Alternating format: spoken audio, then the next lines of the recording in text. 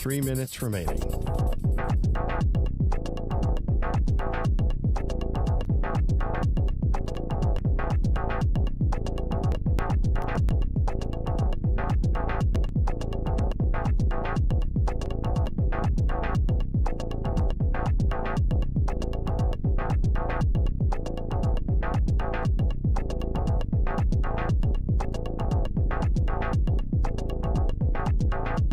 Two minutes, 30 seconds remaining.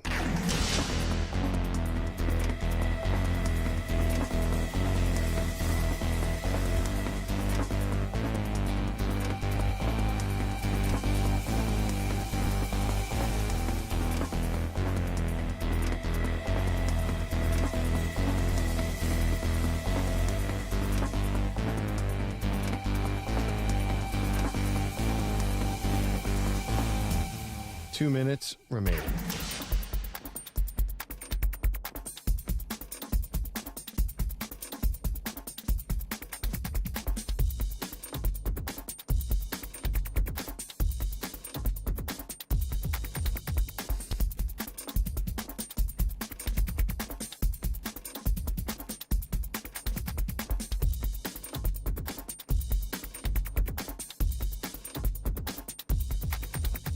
One minute, 30 seconds remaining.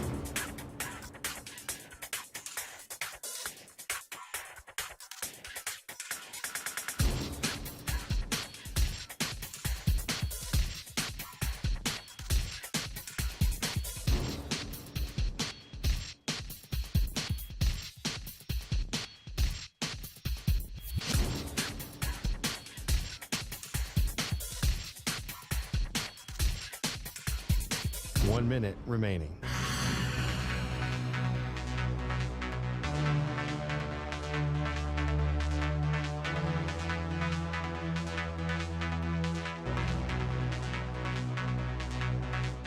Forty-five seconds remaining.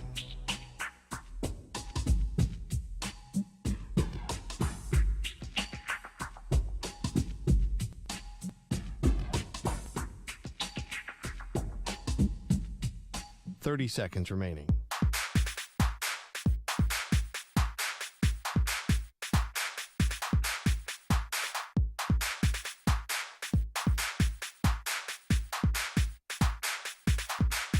Fifteen seconds.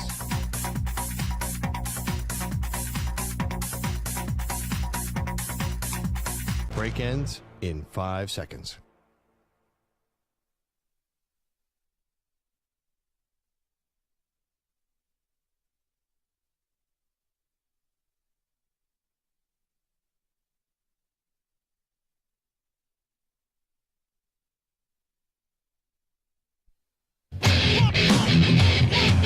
He's live.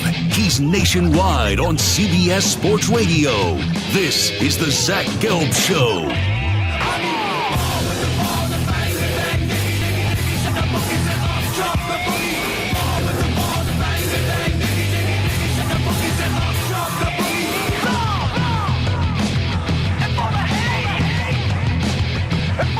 Here's your host, Zach Gelb.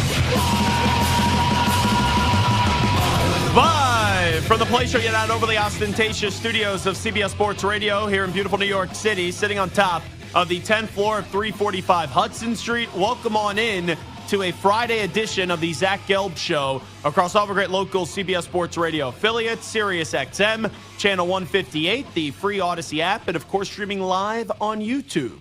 YouTube.com/CBS Sports Radio. 855-212-4CBS is the number to jump on in. 855-212-4227. You could always get at me on Instagram, where I'm straight flexing, or via the good old cesspool of Twitter, at Zach Gelb. That's ZACHGELB. Got Stuart Kovacs, got Ryan Botcher, Big Mike CBS, rocking and roll with me all the way up until 6 p.m. Eastern, 3 p.m. Pacific. Malik Washington, who led the NCAA this year in receptions, he's going to stop by. NFL draft prospect 20 minutes from now out of Virginia. And then in the final hour of the show, the great Phil Simms is going to join us at 5 p.m. Eastern, 2 p.m. Pacific. So, Samter, when we start the show, I usually start the show by giving the phone number out, saying where you could get at us on social media. we now have a TikTok. So you will see some big time, I was going to say dance moves, but that's not true. So some big time takes from your boy, because Samter thought it was imperative to get us on TikTok. And I did wholeheartedly agree. I was trying to kick that can down the road as long as possible, but we are now on TikTok. Is there a way to promote the TikTok outside of just telling people to go follow our TikTok page, which is what? Yeah, it's just simple enough. The Zach Gelb Show. So it's TikTok.com/@the Zach Gelb Show, or go to TikTok and search the Zach Gelb Show, and you'll see some fantastic content. Zach dancing in his underwear. Oh, yeah. Stu doing some really inappropriate, Macarena moves with or without a shirt. So we'll find some fun stuff on there. By the way, I never realized how much I was on TikTok, because I've never downloaded the TikTok app. I've just used the Reels function on Instagram or Facebook, where there would be TikToks that would be uploaded through there.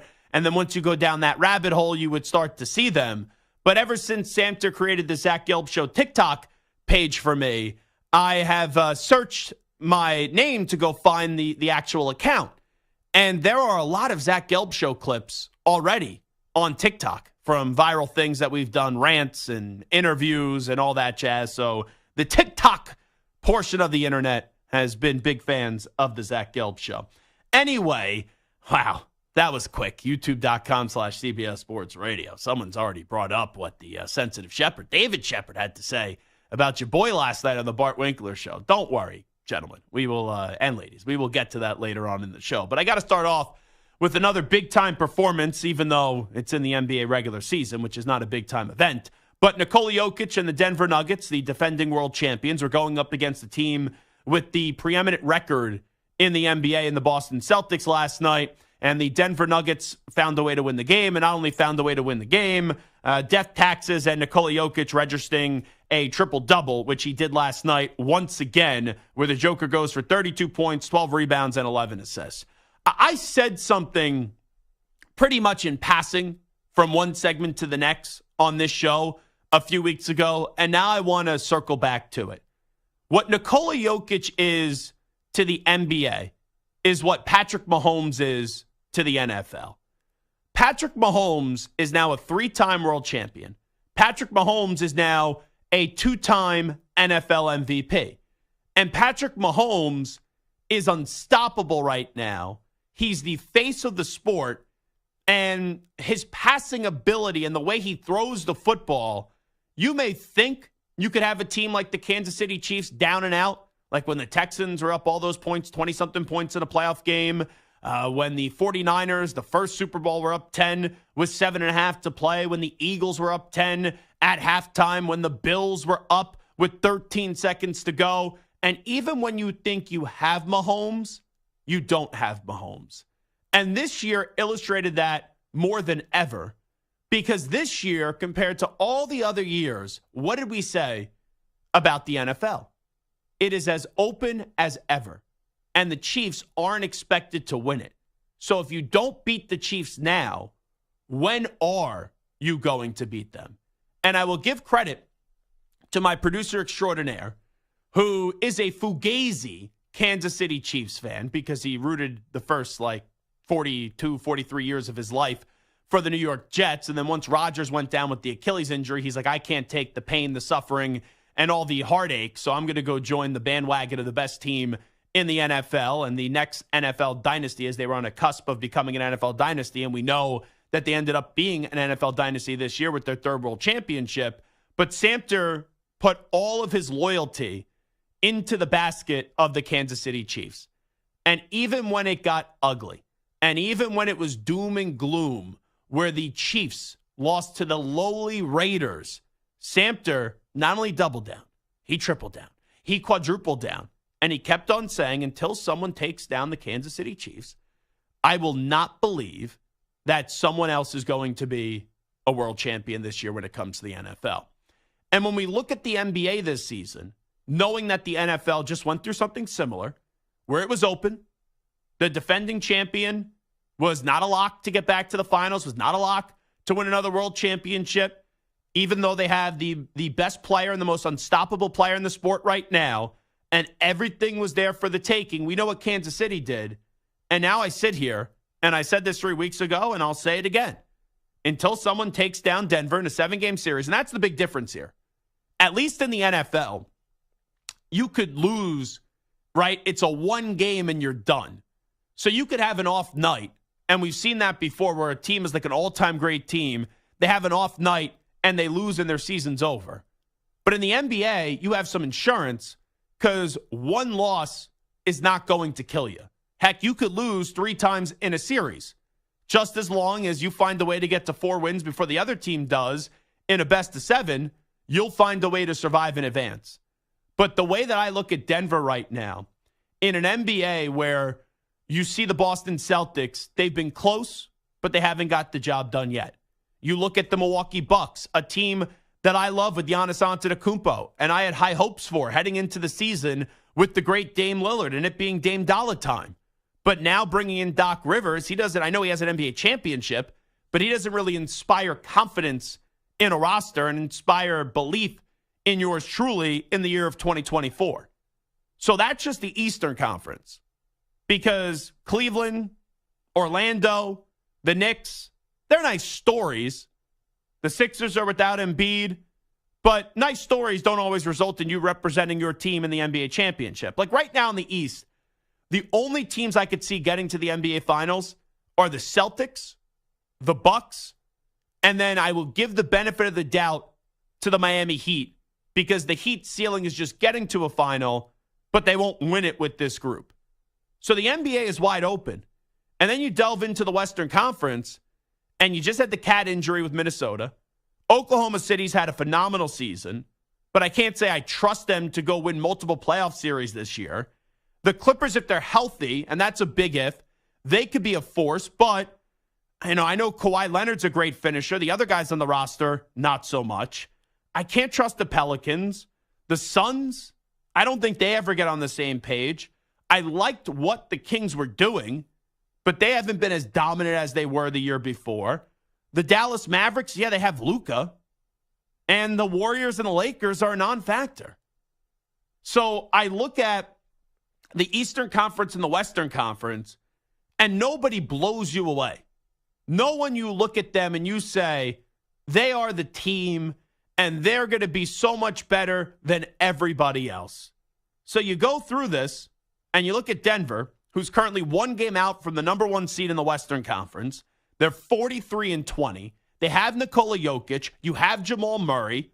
It is the perfect dynamic duo in the NBA, and now we are in the Batman and Robin era of the NBA. And this is going to be a team, as long as they stay healthy with their 2 best players in Nikola Jokic and Jamal Murray, they're about to do what the Kansas City Chiefs did this past football season, where Nikola Jokic is Patrick Mahomes and Jamal Murray is Travis Kelce. Where just as long as Travis Kelce is healthy, just as long as Jamal Murray is healthy, those 2 players were going to step up and they were going to shine in the biggest moments. And we saw that with Kelce. You'll eventually see it with Jamal Murray. But you get back to Nikola Jokic and Patrick Mahomes, I think both those guys right now, pound for pound, are the most unstoppable athletes in the sports world. And I know people are going to say, what about Ohtani? What about Connor McDavid? Well, there's certain checklists here. And yes, just like Ohtani, just like Mahomes, just like Nikola Jokic, McDavid and Ohtani in their respective sports are 1 of 1. But last time I checked, Connor McDavid hasn't hoisted a Stanley Cup. We've never seen Shohei Ohtani get to a postseason series. And I get it. Dodgers fans, this is supposed to be your year, right? Here comes the Dodgers, loaded with talent. But we won't see Ohtani pitch this year because of the Tommy John. Now, if I'm not a big spring training guy, but we've seen he could still put the ball into the seats and put it back on to honor and pay homage a little bit to the great Chris Berman. But I look at Nikola Jokic and Patrick Mahomes. They are very similar. The only difference is Mahomes has won multiple championships. Nikola Jokic has not yet. But after this season, I really do believe that the similarities and the comparisons with what Mahomes is to the NFL is what Nikola Jokic is going to start to be to the NBA. There's one difference, one little difference, and I'll get to that in just a second. But you look at the passing of Jokic, you don't know how to stop him. You want to just let him go get 45 points a night and try to take away his rebounds and assists? Okay, good luck. And then if you try to take away his assists, like he'll just go there and he'll dominate your scoring. And if you want to try to limit his scoring, then he thrives off passing the basketball. Like, I don't know how to stop this guy. I really don't. There's no way to stop Nikola Jokic right now. Just like there's no way to stop Patrick Mahomes. And we just saw Mahomes go through the back-to-back thing. Now we're looking to see Nikola Jokic do it. And there's not a team standing in the way right now where I go, yeah, Denver should be shaking in their boots about this team. So these similarities will continue. The only difference, I think, is right now, without question, Patrick Mahomes is the face of the NFL. I think if we open up the conversation, who's the face of the NBA? If I took 10 phone calls on it, you could argue that you would get 10 different answers. Because you have the old guard of a LeBron James, who probably a lot of people would still identify as the face of the NBA, but he's starting not to slow down from a production standpoint, but his body is starting to slow down a little bit. Kevin Durant, he is now kind of marinated in that guy. When he tries to be the guy, he can't get the job done. And the whole Charles Barkley conversation. You know, some could say it's Embiid. Some could say it's Steph Curry. Some could say it's Giannis Antetokounmpo. Maybe some say it's Jason Tatum. Like, if you're a Boston Celtics fan, I don't know. But Nikola Jokic, the only thing is, I don't know how much he wants to be the face of the NBA. Like, that guy won a championship last year and put on a dominant performance. And it looked like he was just ready to, he didn't look like it, he even said it, that he just wanted to go home. And hang out with the horses, I think it was, or something like that, whatever line he gave. So that's the one difference. And Mahomes, because of the way he plays, he's the face of the NFL. I don't know how much Mahomes embraces being the face of the NFL. I think he just understands it's been pointed and he's been anointed as the face of the NFL, so you kind of have to accept it. I don't think Nikola Jokic has been appointed yet the face of the NBA, but he could definitely turn into it, because when you keep on winning and you keep on dominating, that's when you become polarizing. Because 50% of the people will love you and 50% of the people will hate you, and they hate you just because it's just marinated in a jar of jealousy. So Jokic and Mahomes, are they the two most unstoppable athletes in sports right now? When I look from championships, production, and just having this certain ability to do something that no one else has, it's check, check, check. 855-212-4CBS, 855-212-4227. It is the Zach Gelb Show on CBS Sports Radio. Joining us on the other side, this man led the country last year at Virginia in receptions. He just came off a massive NFL combine, and he's gearing up for the NFL draft at the end of April. Wide receiver Malik Washington will join us next. You're in a 5-minute break.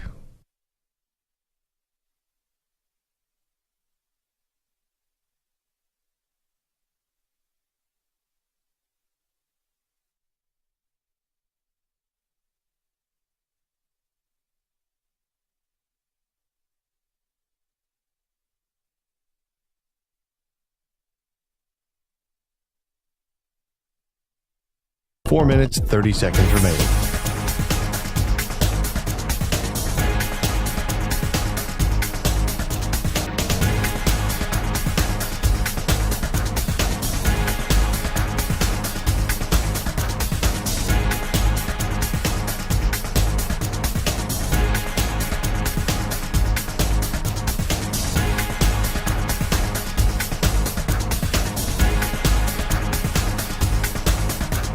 Four minutes remaining.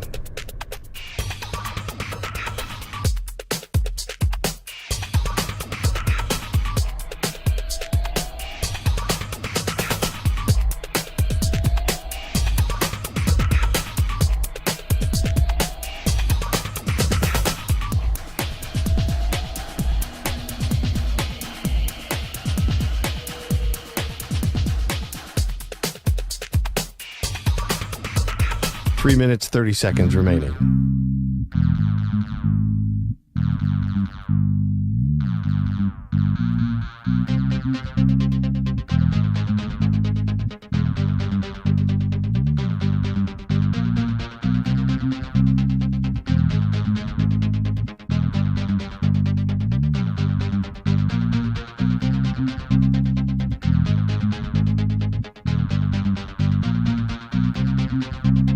Three minutes remaining.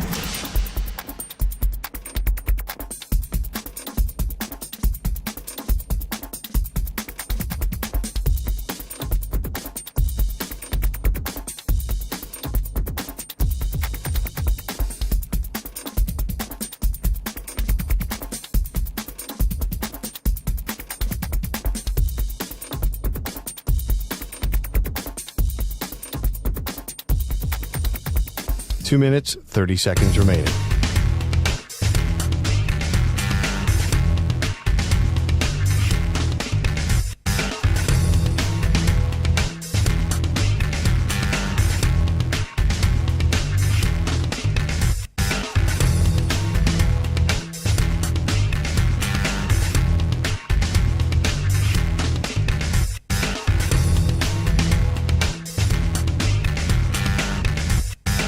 Two minutes remaining.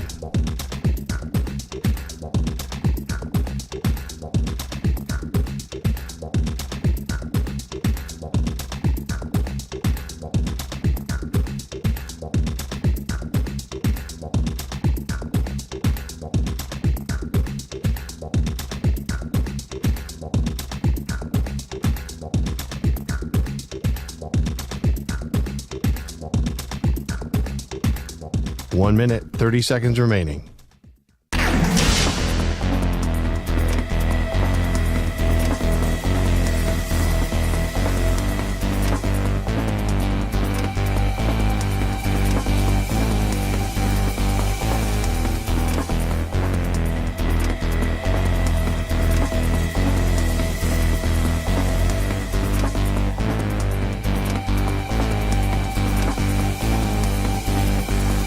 One minute remaining.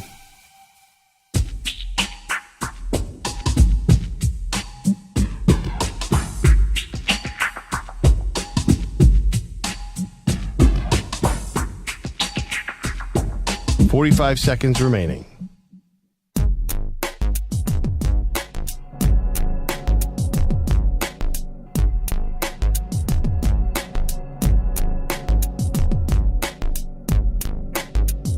Thirty seconds remaining.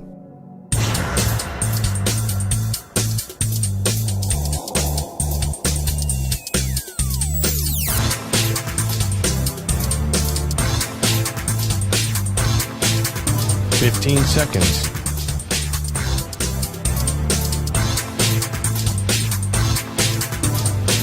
Break ends in 5 seconds.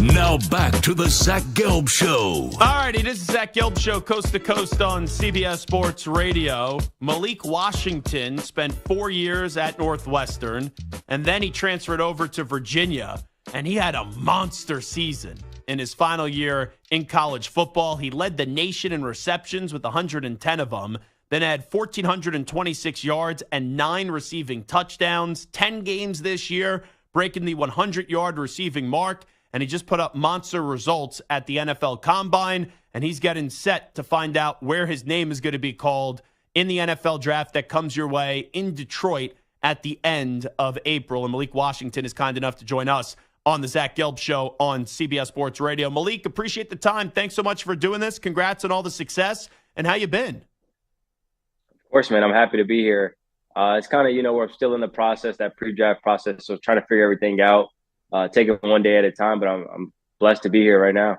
Well, thanks so much for coming on. So when you hear that you led the NCAA in receptions this past year, and that's how you went out with a bang, how did you kind of end up accomplishing those things this year, knowing the journey and all the hard work and all the changes that you've had to go through?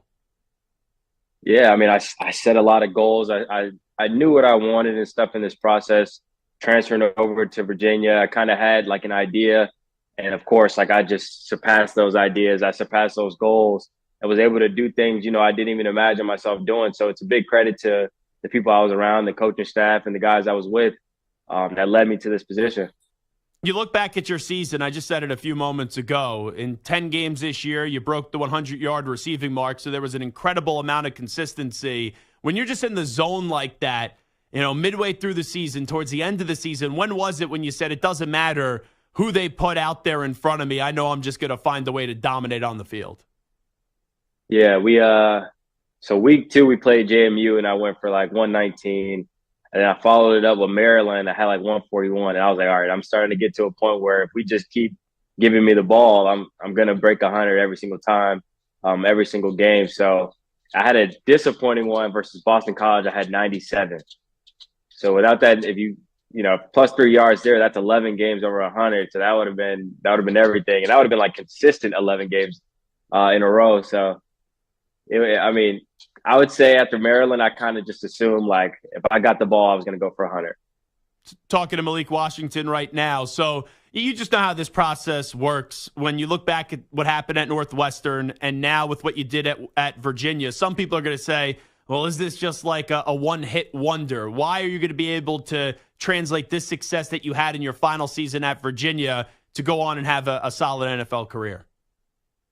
Yeah, well, I don't understand the one-hit wonder notion or anything like that. I had production my junior and senior year at Northwestern. We didn't score a lot of touchdowns. So, of course, I didn't score a lot of touchdowns. I want to say, like, our leading receiver that had the most touchdowns had, like, 2, maybe 3. So it was like I don't really understand the notion of the production and all that stuff and the one-hit wonder. I think I've been excelling or increasing each and every year. So from my junior year to senior year to this last senior year, it's been on a steady incline. So as I enter the league, I trust and expect that to continue on the trend.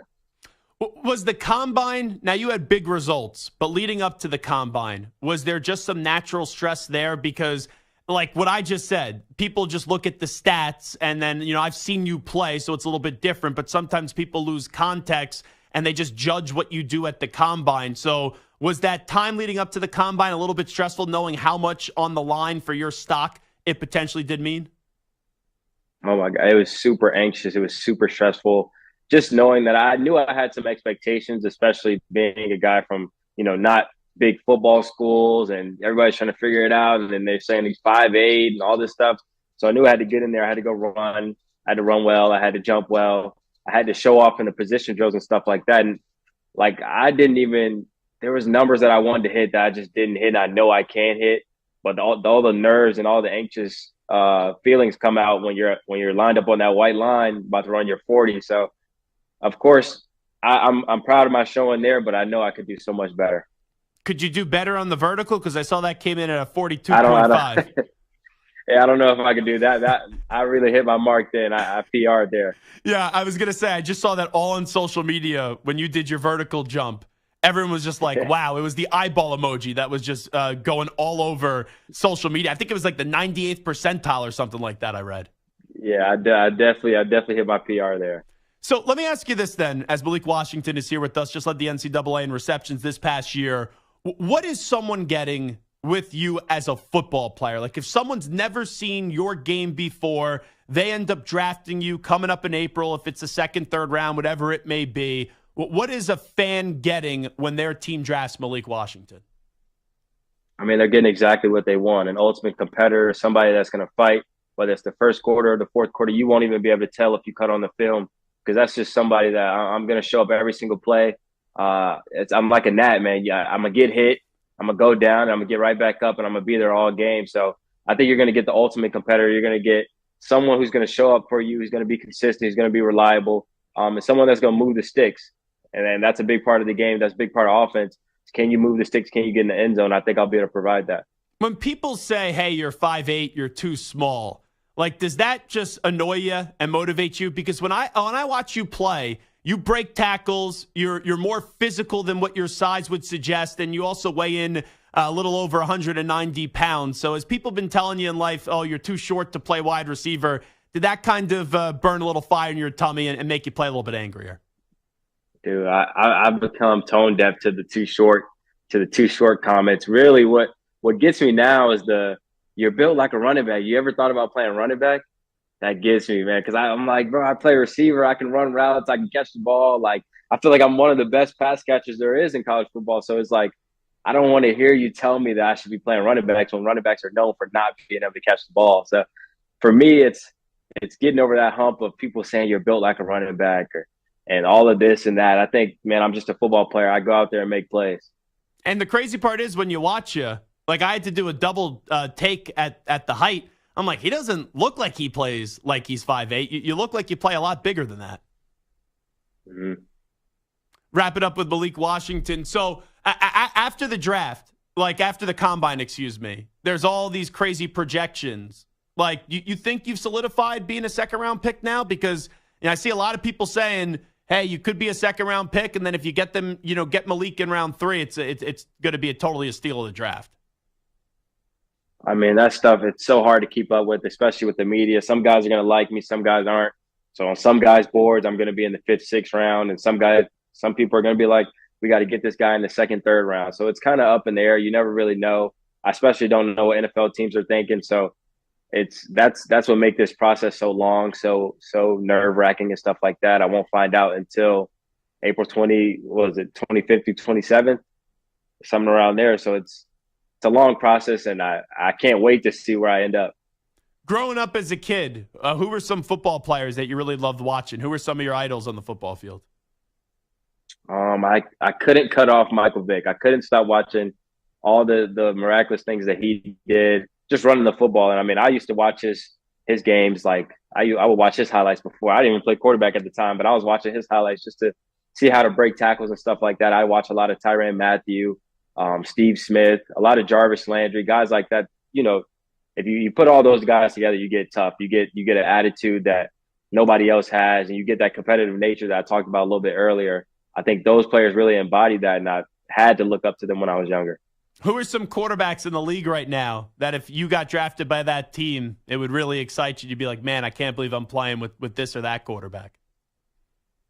I think the coolest guy in the league, I watch his page, see how he dresses, all of this type of stuff, is Kyler Murray.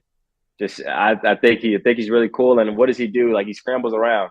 And I think I'm really good at being like improvising and getting open when the quarterback's in trouble and stuff like that. So I feel like I could be a good outlet. You also talk about Bryce Young is one of those guys as well. Guys that just, I feel like, kind of fit me, and they're shorter guys. So they kind of know where I'm coming from, what I'm talking about when we're in the locker room and stuff like that. Yeah, and both those guys, they're doubted. Like Bryce Young was the guy last year, number 1 pick, didn't have a good rookie season. Now people are wondering what he could be as a quarterback, and Kyler, we're going to get to see a full year of him this season coming off the injury. So both those teams could use a wide receiver, so it seems like it's a match to me. Yeah. That'd be really cool. Well, hey, Malik, I appreciate the time. Thanks so much for doing this. Good luck, and hopefully we hear your name called nice and early in the NFL draft at the end of April. Of course, man. Thank you for having me. There you go. You got it. Malik Washington joining us on the Zach Gelb Show on CBS Sports Radio. Really cool story there after starting his career at Northwestern, which is not this great offensive university, and then goes to Virginia. And I know the team didn't have a great successful season, but him individually, man, to make an impression was very, very, very impressive, leading the nation in receiving, going over the 1,400-yard mark. So best of luck to him as we start to interview more and more guys as we get set for the NFL draft at the end of April. I'll tell you, I was not expecting, when I asked the question of who were some guys in the NFL quarterbacks that you'd be like really fired up to play with, I wasn't expecting Kyler Murray, and I wasn't expecting Bryce Young. Like, Samter, wouldn't you think that if I asked that question, the generic answer would probably be, oh, I want to play with Mahomes, Rodgers, Josh Allen, Joe Burrow, like C.J. Stroud. Like, I'm talking about the 4 or 5, Lamar Jackson, the 4 or 5 best quarterbacks in the game. I was never expecting Bryce Young or Kyler Murray to be mentioned. It kind of reminds me of a couple days ago when J.J. McCarthy was listing his 3 favorite receivers to throw to, and Jackson Smith and Jigma was one of them, and Devontae Adams. He's naming receivers on teams that he hopes will draft him, the Raiders, the Seahawks. So maybe he's thinking, listen, the Panthers have an early second-round pick. The Cardinals have the 4th pick, and they obviously have later picks and early second, third-round picks as well. And they are 2 teams that need wide receivers. So he's naming quarterbacks of teams that he wants to draft him. Yeah, and as much as we like Malik, right, he's not going 4th overall in the draft. But I think the Cardinals become very intriguing in at 4, especially if it goes quarterback. You could take Marvin Harrison Jr. at 4, or you could trade back, get some future first-round picks again. And if you fall back a few spots and you land a Roma Dunze out of Washington, or Malik Neighbors out of LSU, even though I love Marvin Harrison Jr., I don't think there's a bigger fan of Marvin Harrison Jr. when it comes to his NFL prospects than yours truly.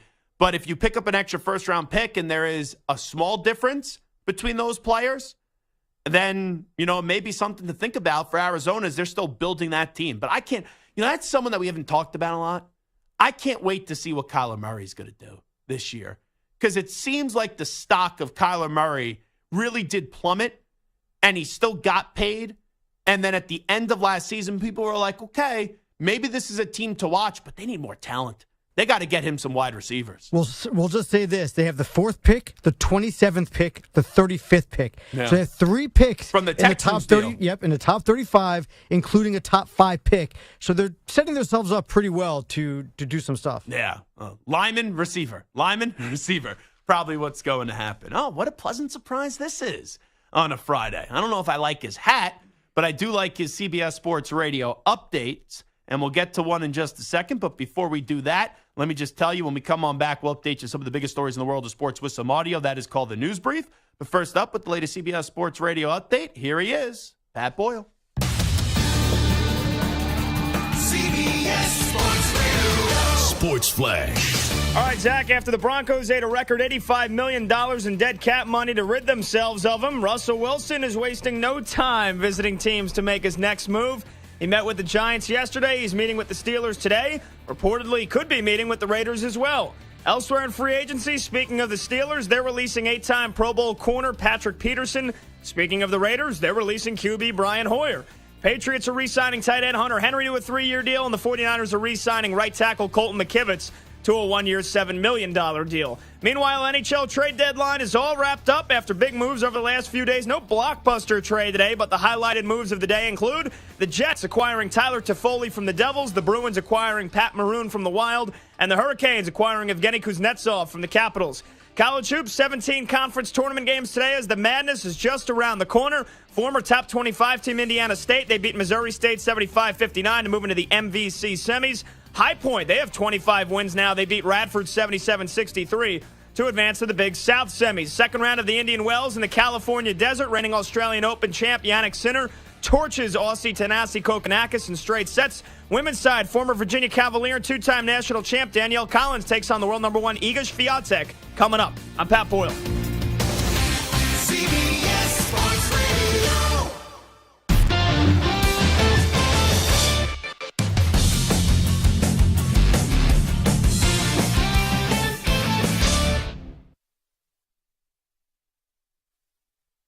You're in a 5-minute break.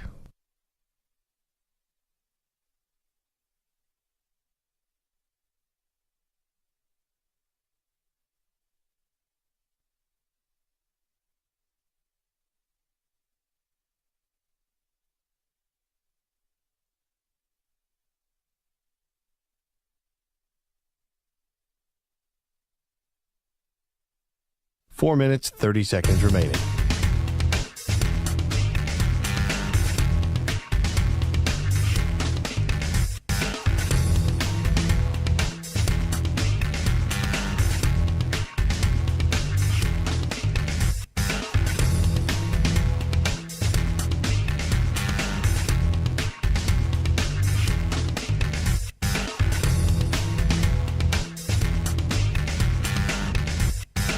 Four minutes remaining.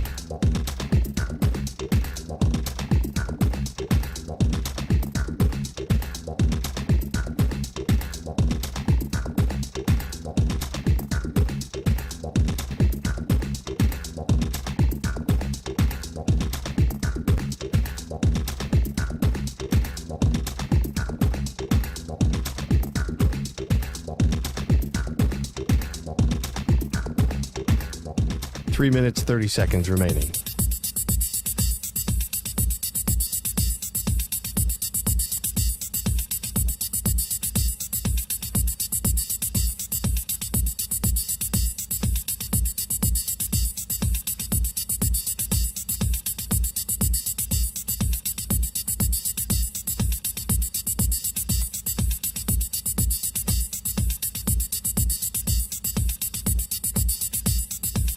Three minutes remaining.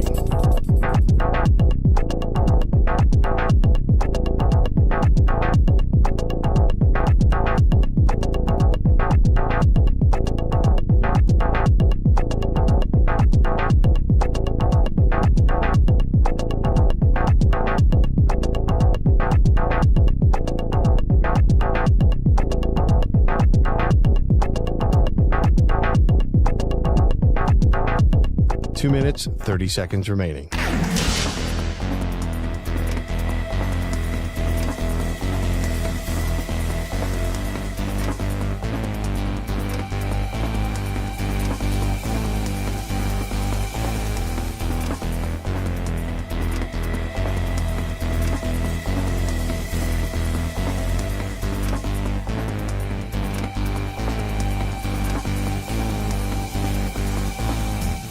Two minutes remaining.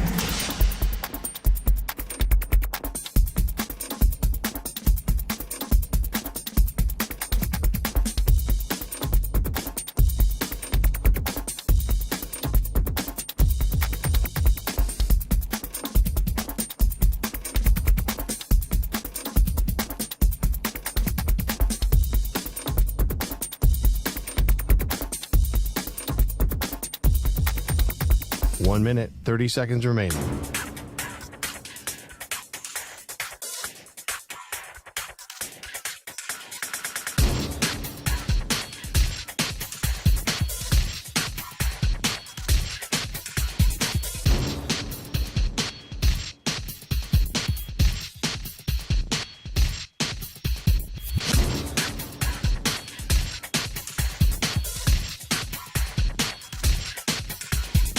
One minute remaining.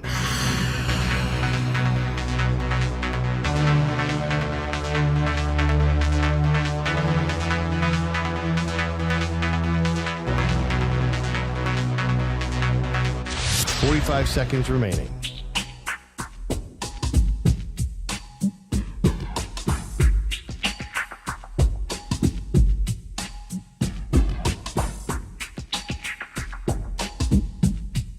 Thirty seconds remaining.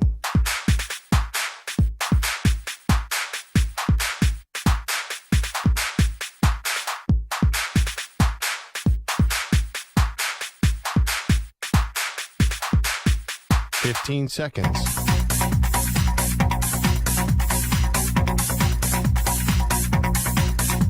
Break ends in 5 seconds.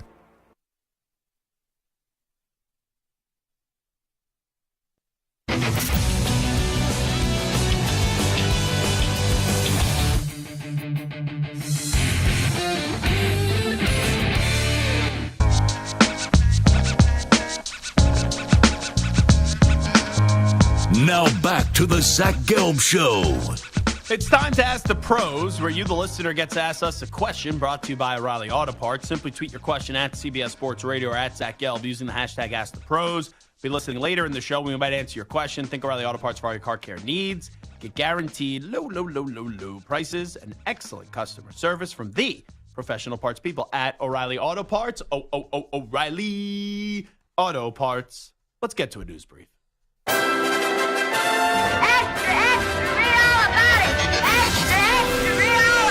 Time for your daily news brief. We get you caught up on the rumors, reports, and reconnaissance from the day in sports. Alrighty, let's hear from Mike Evans. Did a little press conference after signing that new contract extension with the Tampa Bay Buccaneers. And he was asked about Baker Mayfield, who is on the verge of getting ready to embark on potentially a free agency tour. You said, I want to play with an elite quarterback. Do you view Baker as an elite quarterback? Absolutely. It's on record that I've played with, many quarterbacks throughout my career. So, that doesn't matter. Whoever the quarterback He's an NFL quarterback. But yeah, me and Baker, we have a really good connection. And I think he's an elite quarterback. I like Baker. I can't call Baker Mayfield an elite quarterback, though. He is anywhere in that range of an above average to good quarterback. Now, if you just look at the stats for Baker Mayfield this past year, when it comes to passing the football, Baker Mayfield was number 9 in passing yards.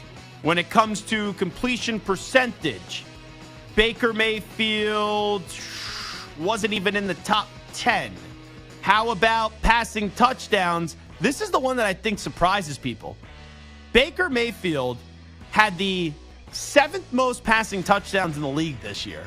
And when you hear the number, you would think in a league that's so passing heavy, it would be more. It's only 28 passing touchdowns. But the point is with Baker, he puts up good numbers. The problem with Baker is when he had that year in Cleveland, his final year in Cleveland, he suffered that injury in week 1, week 2, and we didn't know how much of the play was reflected just because he took a big step back or it was because of the injury. Then he goes to Carolina. It was a rush to Carolina, and you knew that coaching staff was on the hot seat. And not only that, he got there so late, and that failed. Then he goes and salvages, the reputation in a minor way in the few starts that he had with the LA Rams with Sean McVay. But then this past year in Tampa Bay, he wasn't phenomenal. He wasn't great. He wasn't excellent. He wasn't superb. He wasn't elite, but he did a good job. And Tampa Bay, you don't have to bend over backwards here, but you should find a good team-friendly deal for both parties that keeps him as the quarterback of the Tampa Bay Buccaneers. Let's go to Max Crosby. We all know Antonio Pierce was talking about these Mahomes rules that had Stuart Kovacs ready to run through a wall for his head football coach. Well, Max Crosby discussed the Mahomes rules. People are sensitive these days, take things out of context. But at the end of the day, if we want to win, we got to take him down. So we're not shy about that. He knows every time I play him and every time I see him, I'm trying to ruin his day. So, yeah, people can take that whatever they want or whatever, but he knows I'm coming for him. It's the same. I'm on that energy every time, and I know my teammates are as well. It's not malicious or whatever. People try to say we're trying to purposefully injure or whatever. It's a bunch of BS. We play the game the right way, but we play with ill intent, and we play violent and fast, and we plan on doing that for the years to come. Yeah, that's the problem with football.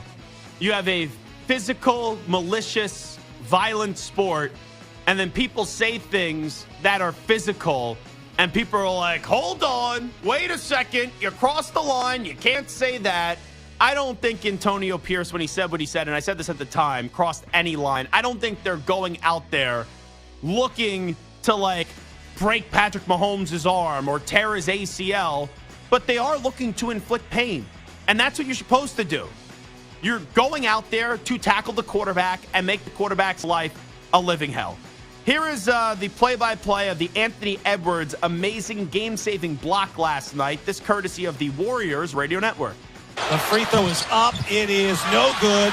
The rebound of the Pacers. They don't call a timeout. Halliburton the hit ahead. Neesmith with it. Dribbles in. Shot blocked. Oh, my goodness. What a rejection by Anthony Edwards to save the game. 113-111. Wolves win. Wolves win. Anthony Edwards. Oh, my. What a block. So Anthony Edwards is one of my favorite quotes in the NBA. He's such an exciting player, and he's a great player, obviously, for that franchise. And obviously, my apologies, that was on the Timberwolves radio network.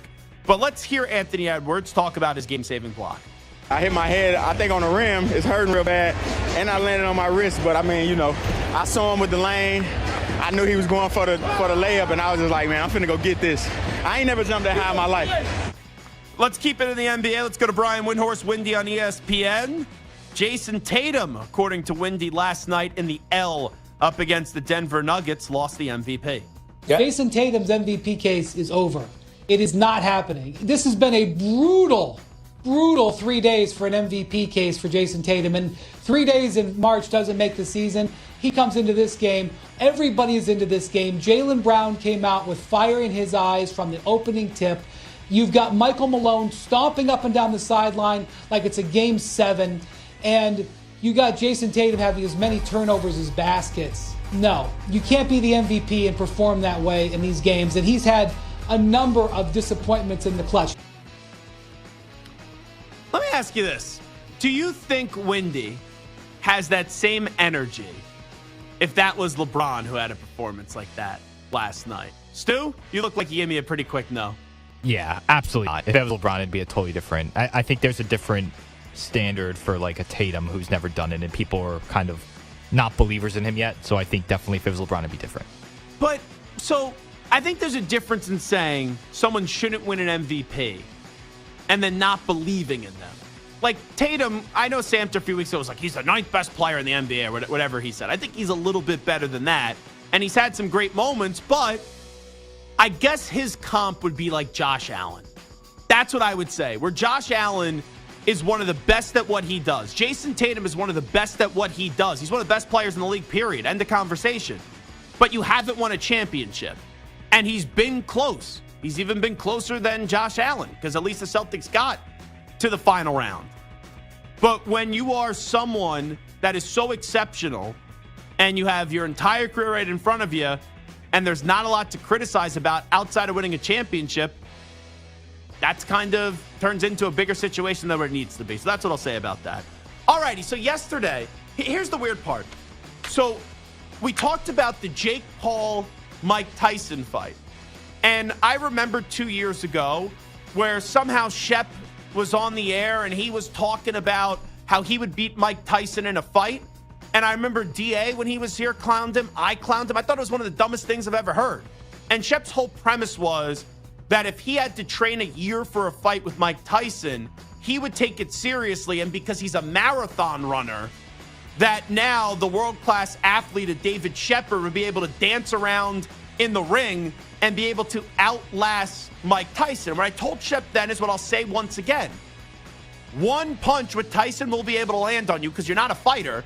You'd be dead, all right? Or you'd be in the hospital. So Samter exploded yesterday over this, and now I get thrown in the middle over Samter's rant, and Shep's going after me, and I was called unprofessional last night. And let me remind everybody, this is on the Bart Winkler show, not the Good Shepherd show. Here is Shep calling you boy unprofessional.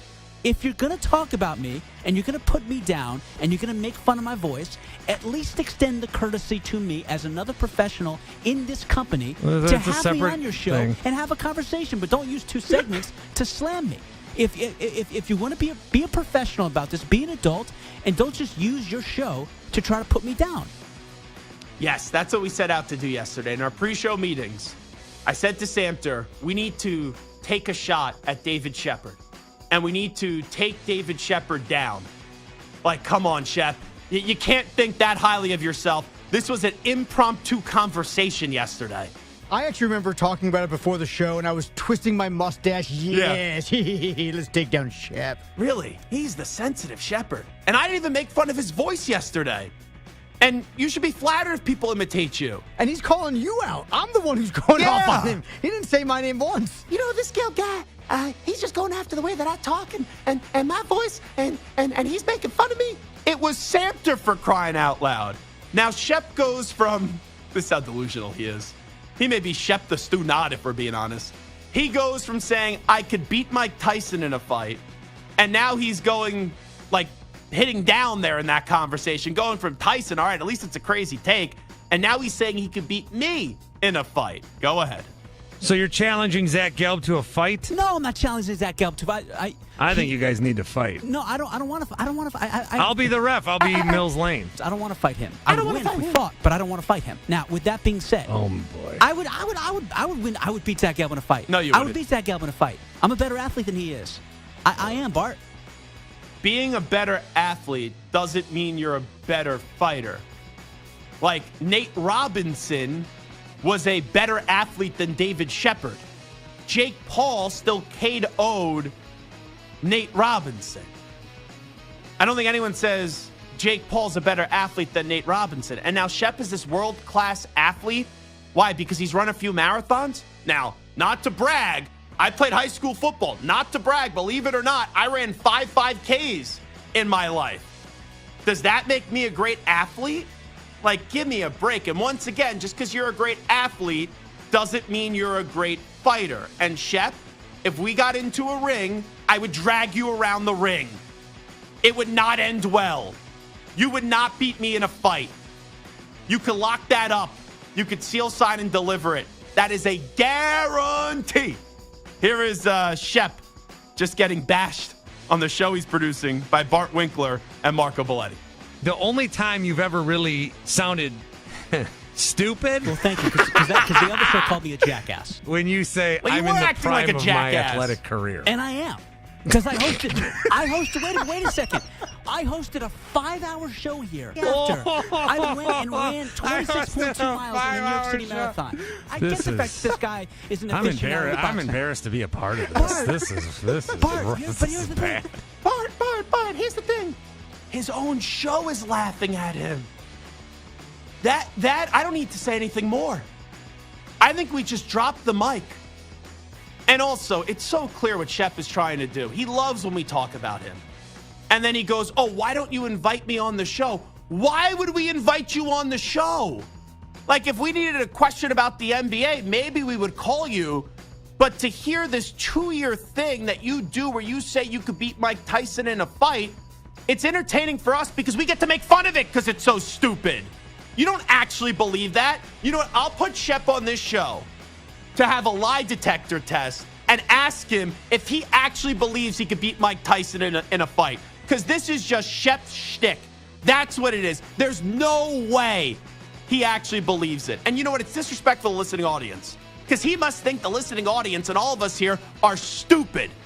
He thinks we're probably dumb because we listen and go, oh, listen to this guy on the radio. He says he could beat Mike Tyson, and he's this world-class athlete, so he must be able to do that. All righty. That's enough. I think we're putting a ban on mentioning the name Shep for at least 1 month. I won't say the name, but I will say this. I listened to that full segment that they did last night. I 100% believe, after hearing that Shep believes that he could beat Mike Tyson. This isn't shtick. This isn't hot take. Okay. This is a delusional guy who legitimately thinks he could beat the greatest heavyweight of our generation. Well, then I believe Shep is a moron. That's what I believe. Nice guy, but a moron. Because you just can't fix that level of stupid when you think you could beat Mike Tyson in a fight and you are David Shepard and you never fought anybody in your life.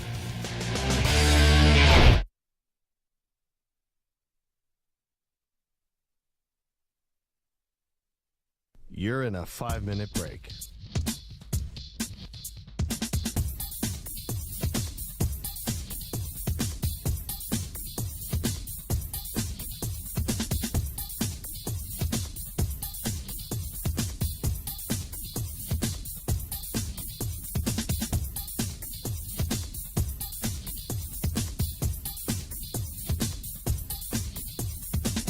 Four minutes, 30 seconds remaining.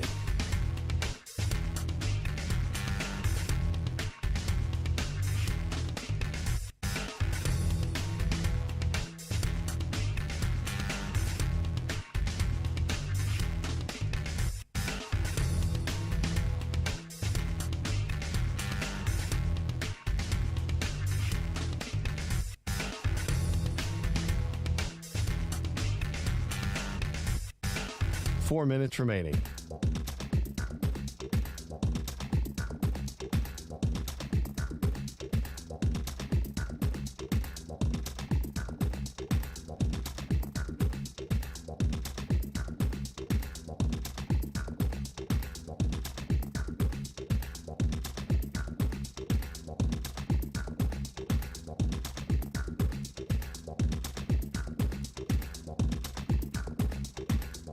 Three minutes, 30 seconds remaining.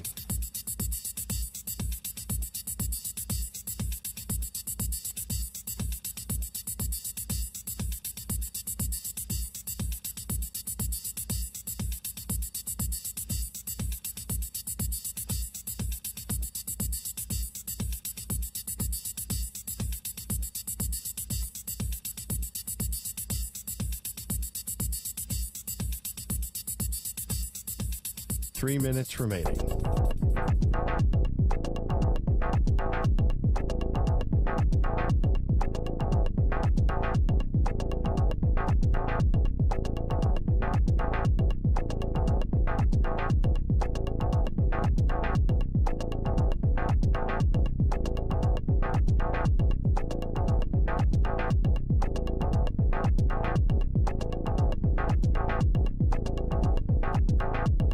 2 minutes, 30 seconds remaining.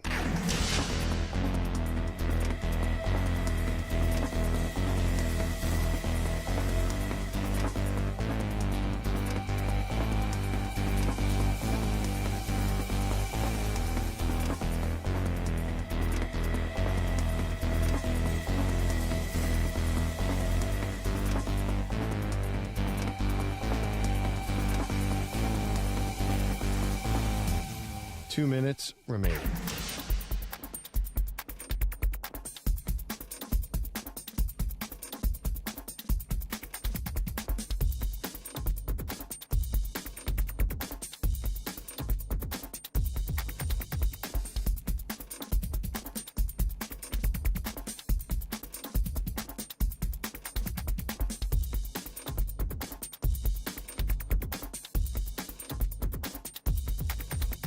One minute, 30 seconds remaining.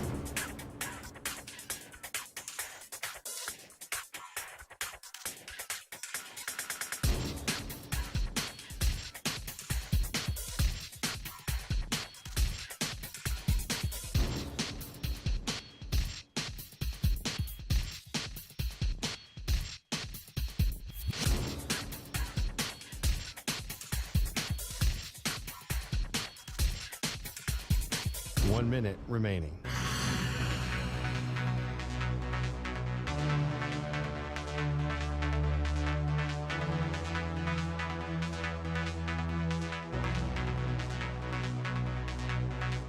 Forty-five seconds remaining.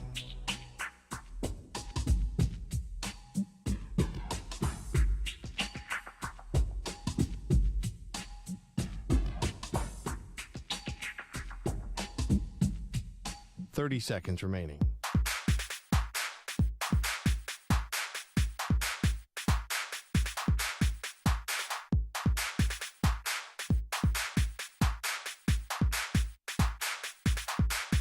Fifteen seconds.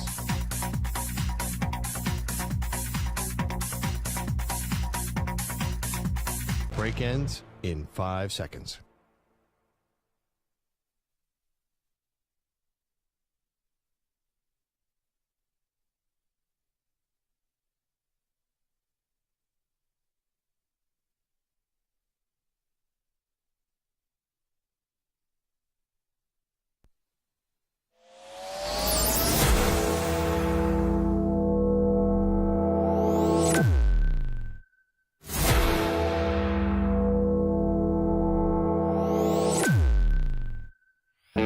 He's live. He's nationwide on CBS Sports Radio. This is the Zach Gelb Show. Alrighty, how we doing? It is the Zach Gelb Show on a Friday, CBS Sports Radio, 855-212-4CBS, 855-212-4227. Could always get at me on Instagram, at Zach Gelb, Twitter, at Zach Gelb, ZACHGELB. Coming up on Monday, my favorite phrase in sports. The legal tampering window is open. That just sounds wrong. That you have to call something legal to allow it to happen.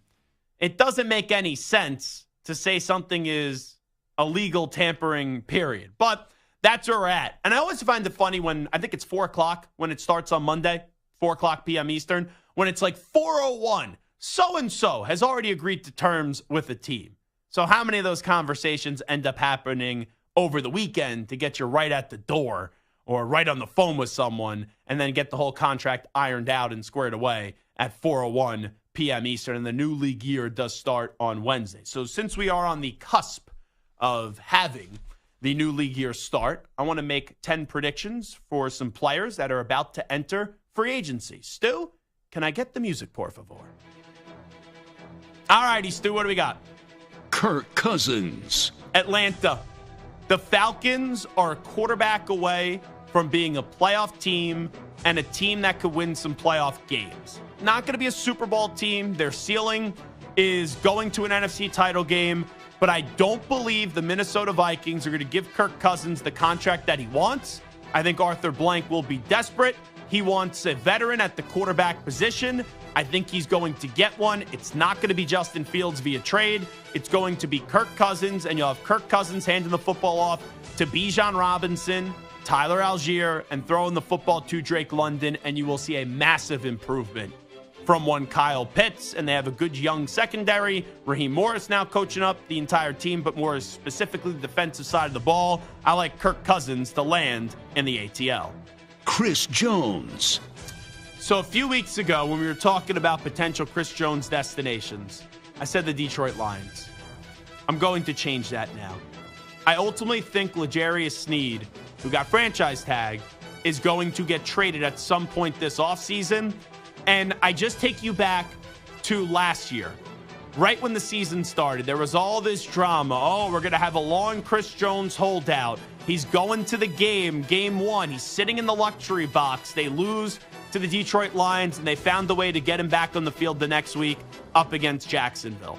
Well, the other day, Chris Jones posted a photo of him lying on top of Andy Reid as they're celebrating another world championship, and he's already starting to stir the pot a little bit. I think at times it's going to appear this offseason like Chris Jones is going to be going somewhere else, and he played his last snap at the Kansas City Chiefs. But ultimately, I do believe Chris Jones winds back up with Samter's team, the Kansas City Chiefs, and they prioritize Chris Jones and getting that deal done over L'Jarius Sneed, and Chris Jones is back with the back-to-back world champions. Saquon Barkley. Not returning to the Giants. And he's going to be joining our pal, our boss, Spike Eskin, down the turnpike in the city of brotherly love. I would have said a few weeks ago, maybe Dallas for an NFC East team. Or you team up Lamar Jackson and Saquon Barkley. Imagine trying to stop the speed on that offense. But I know Howie Roseman. And this running back market is not going to be great. A few years ago, they found a way to pull off a trade for DeMarco Murray and get him from the Dallas Cowboys, and you have him with the Philadelphia Eagles. So he's seen that kind of move before, made in division for the Eagles years ago at the running back position. I kind of think history repeats itself here, and Saquon Barkley walks right down the turnpike from the New York Football Giants, and he teams up with Jalen Hurts. And look at that offense that you could have with A.J. Brown, Devontae Smith, Dallas Goedert, and then the running back of Saquon Barkley with Jalen Hurts being a mobile quarterback. There's a lot of speed on that offense. There's a lot of explosiveness on that offense, and two things could derail that team. The locker room, and I don't know if that locker room's in a good spot. It doesn't feel like it's in a good spot. And then also injury, something that has derailed the career of Saquon Barkley.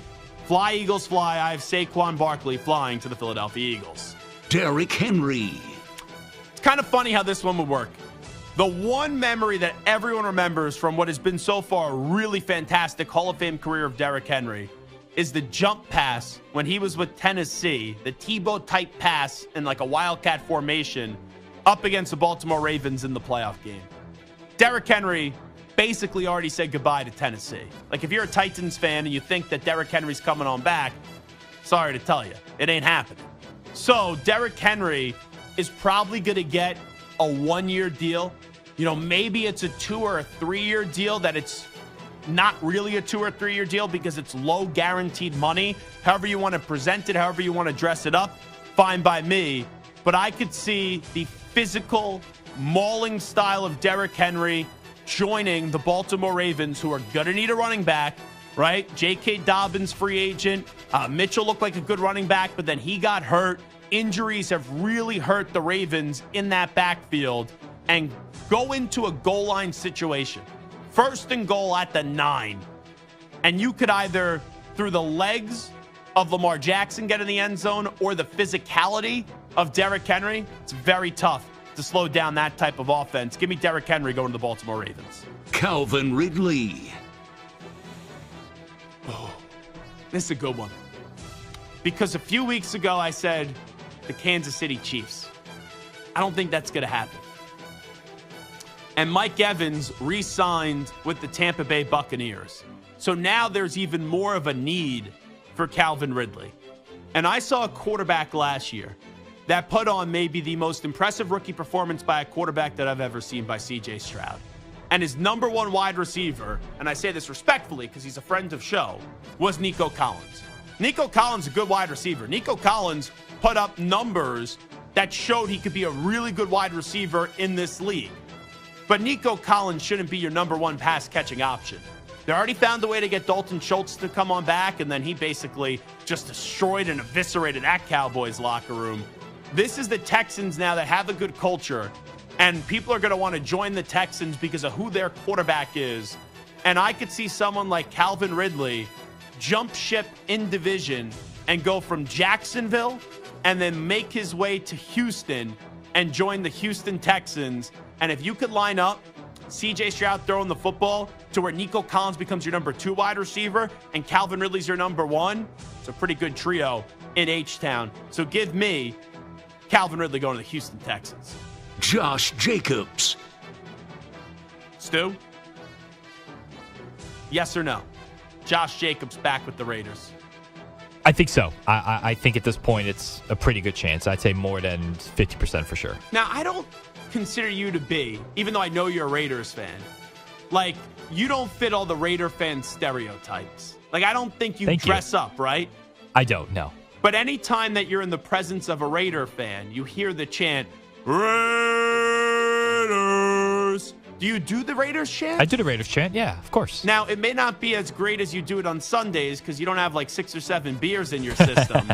But can I get a sober Stu, big-time baritone Raider chant? Raiders. Yeah, it kind of went how I expected it to go. I don't have the baritone voice like you. You don't fit the stereotype Raider fan. But I do agree with your analysis. Stu's Raiders are going to re-sign Josh Jacobs. Like when the coach says, when he was the interim coach, you're going to be our identity piece on the offensive side of the ball, and the running back market isn't that great. You have leverage, but how much leverage do you really have? Because the market is not going to be a great market this year for running backs just by the nature of the position. I think the Raiders, who have a good locker room right now, are going to keep one of their more popular players in that locker room and find a way to get it done with Josh Jacobs. Russell Wilson. Now, how about this one? I don't know about you guys. Today when I saw, because this is how it was reported in order, that Russell Wilson was going to visit the Pittsburgh Steelers, and they said he was flying out of Newark Airport, I was like, why the heck is Russell Wilson, who played in Seattle and then played with the Broncos and just got released, why is he flying out of the Newark Airport? And I thought to myself, maybe there's some big event in New York. Maybe Ciara, right, his wife had to go to New York, and maybe they're going to go together in Pittsburgh. But then right after that news was reported that he was on the plane, and also, Russ not flying private? Anyone surprised by that? I was a little bit surprised that Russell Wilson wasn't flying private. We know he's very much into his own brand. You walk in the airport, you be the common man, right? You be the man's man. You wear the sunglasses indoors. You take pictures with fans and the pilot and the flight attendant. Like, Russell Wilson knew what he was doing. But then it comes out that he actually visited with the New York Football Giants first, and that's why he was in the Newark Airport. So he takes that plane to Pittsburgh. They've met. I don't think it's going to come to a deal getting done. And ultimately, I do believe that Russell Wilson is not going to be replacing Kenny Pickett this year. The place that I think Russell Wilson's going to, dominoes here. The first domino to fall, and Russ is going to have to wait for dominoes to find his destination because according to James Palmer, he's not a priority number 1 right now for any team. So the domino of Kirk Cousins falls. Then the Steelers say, we're going to keep Kenny Pickett as our starter. Then the Giants say, maybe we're going to draft a quarterback at 6, or we're going to sign another veteran because we don't want to deal everything that comes with Russell Wilson. And you just start to see the dominoes quickly fall. The Raiders make a different move, which we'll get to in just a second at the quarterback position. I then ultimately believe Kwesi Adofo-Mensah, the Minnesota Vikings, calls up Russell Wilson and says, we got Justin Jefferson. We got Jordan Addison. We got TJ Hawkinson. We just ran Kirk Cousins out of town. Russ, we may take a quarterback in the draft, whether it's trading up or taking one. I believe they're picked at 11th right now. We want you to be the quarterback for this year. And we'll make a 1-year commitment to you for like the veteran minimum of $1.2 million, whatever it is. I think Russ in a dome, Russ with those weapons, he signs with the Minnesota Vikings. Austin Eckler. This is another guy that he slowed down a little bit last year. There was a lot going on. He was deserving of another payday. He didn't get it. I think with Harbaugh coming in and a new general manager as well, this is the end for Austin Eckler in LA. I could see Blake Corum getting drafted in like the 3rd or 4th round, whatever it may be, by the Los Angeles Chargers, having Harbaugh in that building, and you basically replace Austin Eckler that way. I think Austin Eckler is going to go to a team that's ready to win a Super Bowl this year. And I could see him landing on a cheap, incentive-laced 1-year deal with the Cincinnati Bengals. And I do believe T. Higgins is going to play 1 more year in Cincinnati, and then he'll go somewhere else. I know he just got issued the franchise tag. You have Jamar Chase there, hopefully a healthy Joe Burrow. You throw Austin Eckler in that backfield, could be a difference-maker piece if Burrow could stay healthy for the Bengals trying to get back to that Super Bowl and finally try to hoist that Lombardi trophy. So give me Austin Eckler going to the Cincinnati Bengals. Baker Mayfield. Re-signing in Tampa Bay. It would be foolish of Baker Mayfield to go elsewhere unless it's perceived as an upgrade. I don't know how active the market's going to be for Baker Mayfield, but you still got Mike Evans, you still got Chris Godwin, and you play in a god-awful division. I would continue to run that continuity and that chemistry, and you'll get a decent payday because of the nature of the quarterback position, and you just put up a very good statistical season as we just went through the stats. Not elite like Mike Evans was calling him, but a very good season for a quarterback in the past year of 2023 in the NFL. And I believe this is the final one. Is that correct? Let's hear it. Justin Fields. Stu? Yeah. Stu? Yeah. How we doing, Stu? I'm great. I'm wonderful. I already had the Raiders re-signing Josh Jacobs. I know the Luke Getsy situation could be viewed as a little bit contentious between Getsy and Justin Fields, but I'm not going to let an offensive coordinator get in the way. I don't believe Russell Wilson is going to land with the Las Vegas Raiders. They could potentially try to move up in the draft, but if they aren't successful, and I don't think they'll be successful, then you have Justin Fields sitting there and waiting there and knowing that the Chicago Bears already used their first overall pick on Caleb Williams, and his time is done, over, and finished with the Bears. So guess what? You then join the Raiders. Give me Justin Fields with Josh Jacobs coming back. You have Devontae Adams, and that's enough on offense to contend for a wild card spot in the AFC and actually give Raiders fans some optimism. And when you get towards the end of the season, it's okay. We're in striking distance of one of those 3 wild card spots. I believe it's not priority number 1 for them. It may not be priority number 2, but when the dominoes fall, Justin Fields will wind up with Stu's Raiders. Alrighty, that is some 10 predictions that we just gave you for the way that this offseason cycle is going to play on out. Is this the Ryan in Santa Barbara on the line with us right now? 855-212-4CBS, 855-212-4227. Just to remind everybody, and I lower the tone of my voice right now because this sometimes could be a somber phone call. The San Francisco 49ers choked another Super Bowl on February 11th. And I think the next day, Ryan in Santa Barbara, he called in, but we were so jammed up with the show coming off a Super Bowl that we never got to him. We have not heard from Ryan in Santa Barbara since the Niners have lost the Super Bowl, and now he's calling into the show right now. Ryan, it pained me. I picture Niners. It pained me to see them choke another game on the big stage. Man, I was miserable. Oh, man, you sound down and out today, Ryan. I'm in Santa Barbara, buddy. It's 72 degrees out.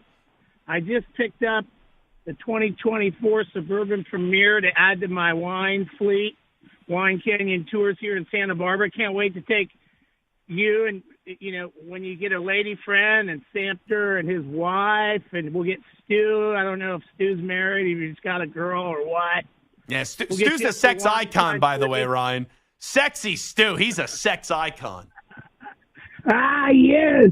And I know you crushed that weasel ship. I mean, what's that donkey talking about? Come on. I guarantee, though, this year, now that the Chiefs are going to lose Chris Jones, because we left him open. Yeah. And when we had Jennings wide open, we had a 10-point lead that we blew. We should have won that game. Well, death taxes and Kyle Shanahan choking in a big game. Come on, you still got the coach.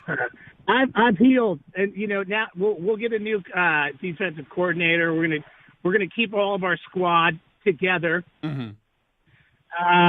I agree with you. I feel Justin Fields will end up at the Raiders or Atlanta. You sure you're okay, Ryan? I was really concerned about you in the last month. Well, I tried to call in the day of, and I actually got through, but then I had a business call come in, and then so I had to drop you. Mm-hmm. And I was feeling all right. We were having a lunch powwow with all my Niner buddies, and we were just kind of going over the details. Yeah, but man. I feel good about this year. It must stink when you have a team that's great, and you had Kittle not show up, you had Debo not show up, then not throw the ball to Ayuk, McCaffrey fumbles the football. I'm telling you, you must have really, I felt really bad for you. All that talent, and they no-show on the big stage. I felt bad for you. I'm sure you were shedding tears for me.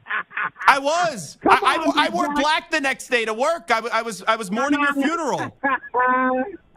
Anyway, Ryan, good to hear your voice. Thanks so much. Man, that hello was depressing. It sounds like he's really down in the dumps. I try to uplift, and I try to be positive, and I always try to get the best out of people, obviously. But, man, he sound down in the dumps. But you know who kind of got us all back moving in the right direction on the same page there? The guy's name I'm not going to say on this show anymore. That's Stu Nod at night. You mean the donkey? Yeah, he called him a donkey. And a weasel. Man. Or just who your fellow coworkers that you work on a show with every night were just laughing at. Yikes. Man, it was good to hear from Ryan. We haven't heard from Ryan in a while. I sometimes get concerned with callers that are so confident their teams are going to win, and then we don't hear from them for a few months, and then they call us. Takes a lot of stress away from me. So good to hear Ryan. And hopefully he enjoys that new bottle of wine. But I will say, Ryan said he was going to see us in Las Vegas. We never ran into Ryan in Las Vegas. Well, actually, Ryan did approach us 4 or 5 times. I just kept him as far away from you as possible. Oh, okay. No, I wouldn't do that. I would have loved it if he would have brought some Van Leeuwen ice cream that he sent to the studio one day. All righty, Zach Gelb Show, CBS Sports Radio. We're coming on back. How many AFC quarterbacks are better than the best NFC quarterback? We'll give you my answer next. You're in a 5-minute break.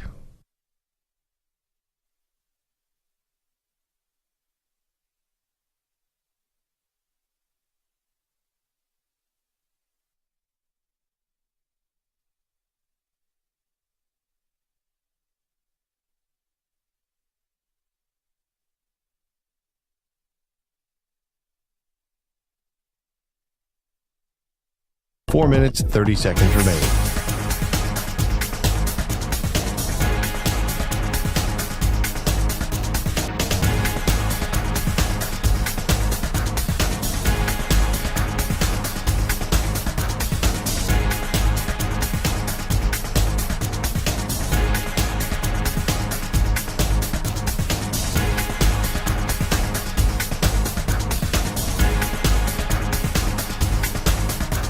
Four minutes remaining.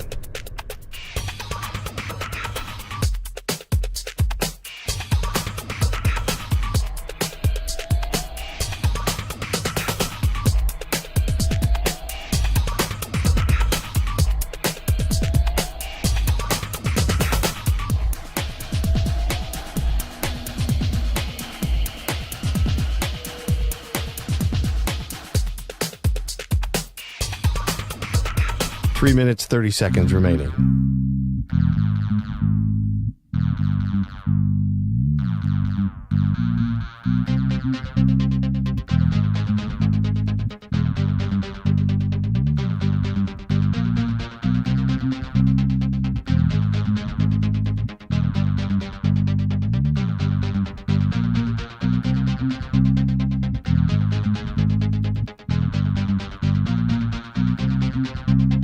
3 minutes remaining.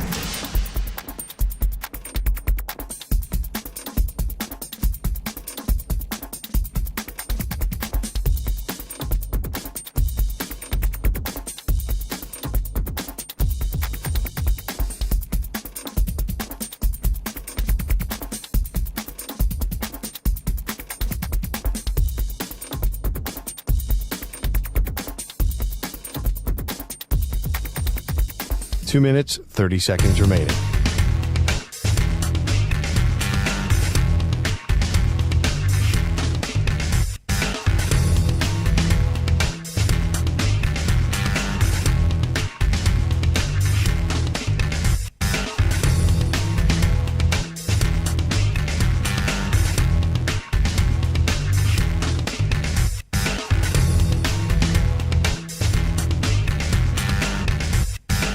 Two minutes remaining.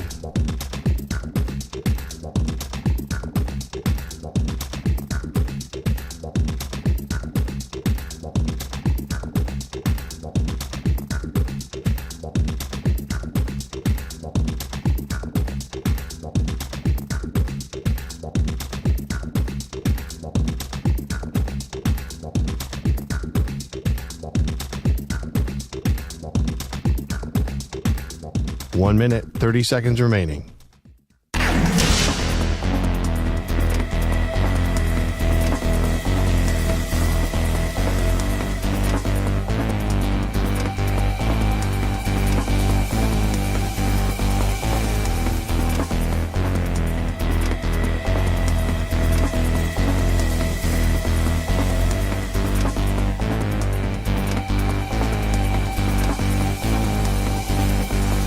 One minute remaining.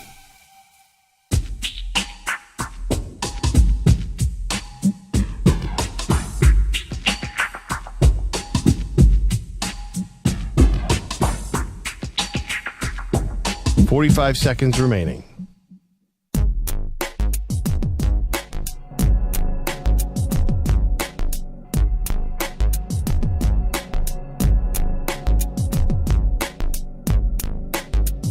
Thirty seconds remaining.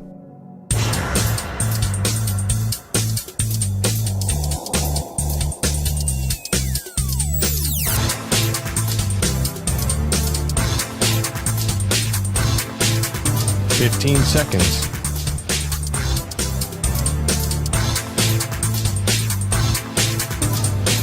Break ends in 5 seconds.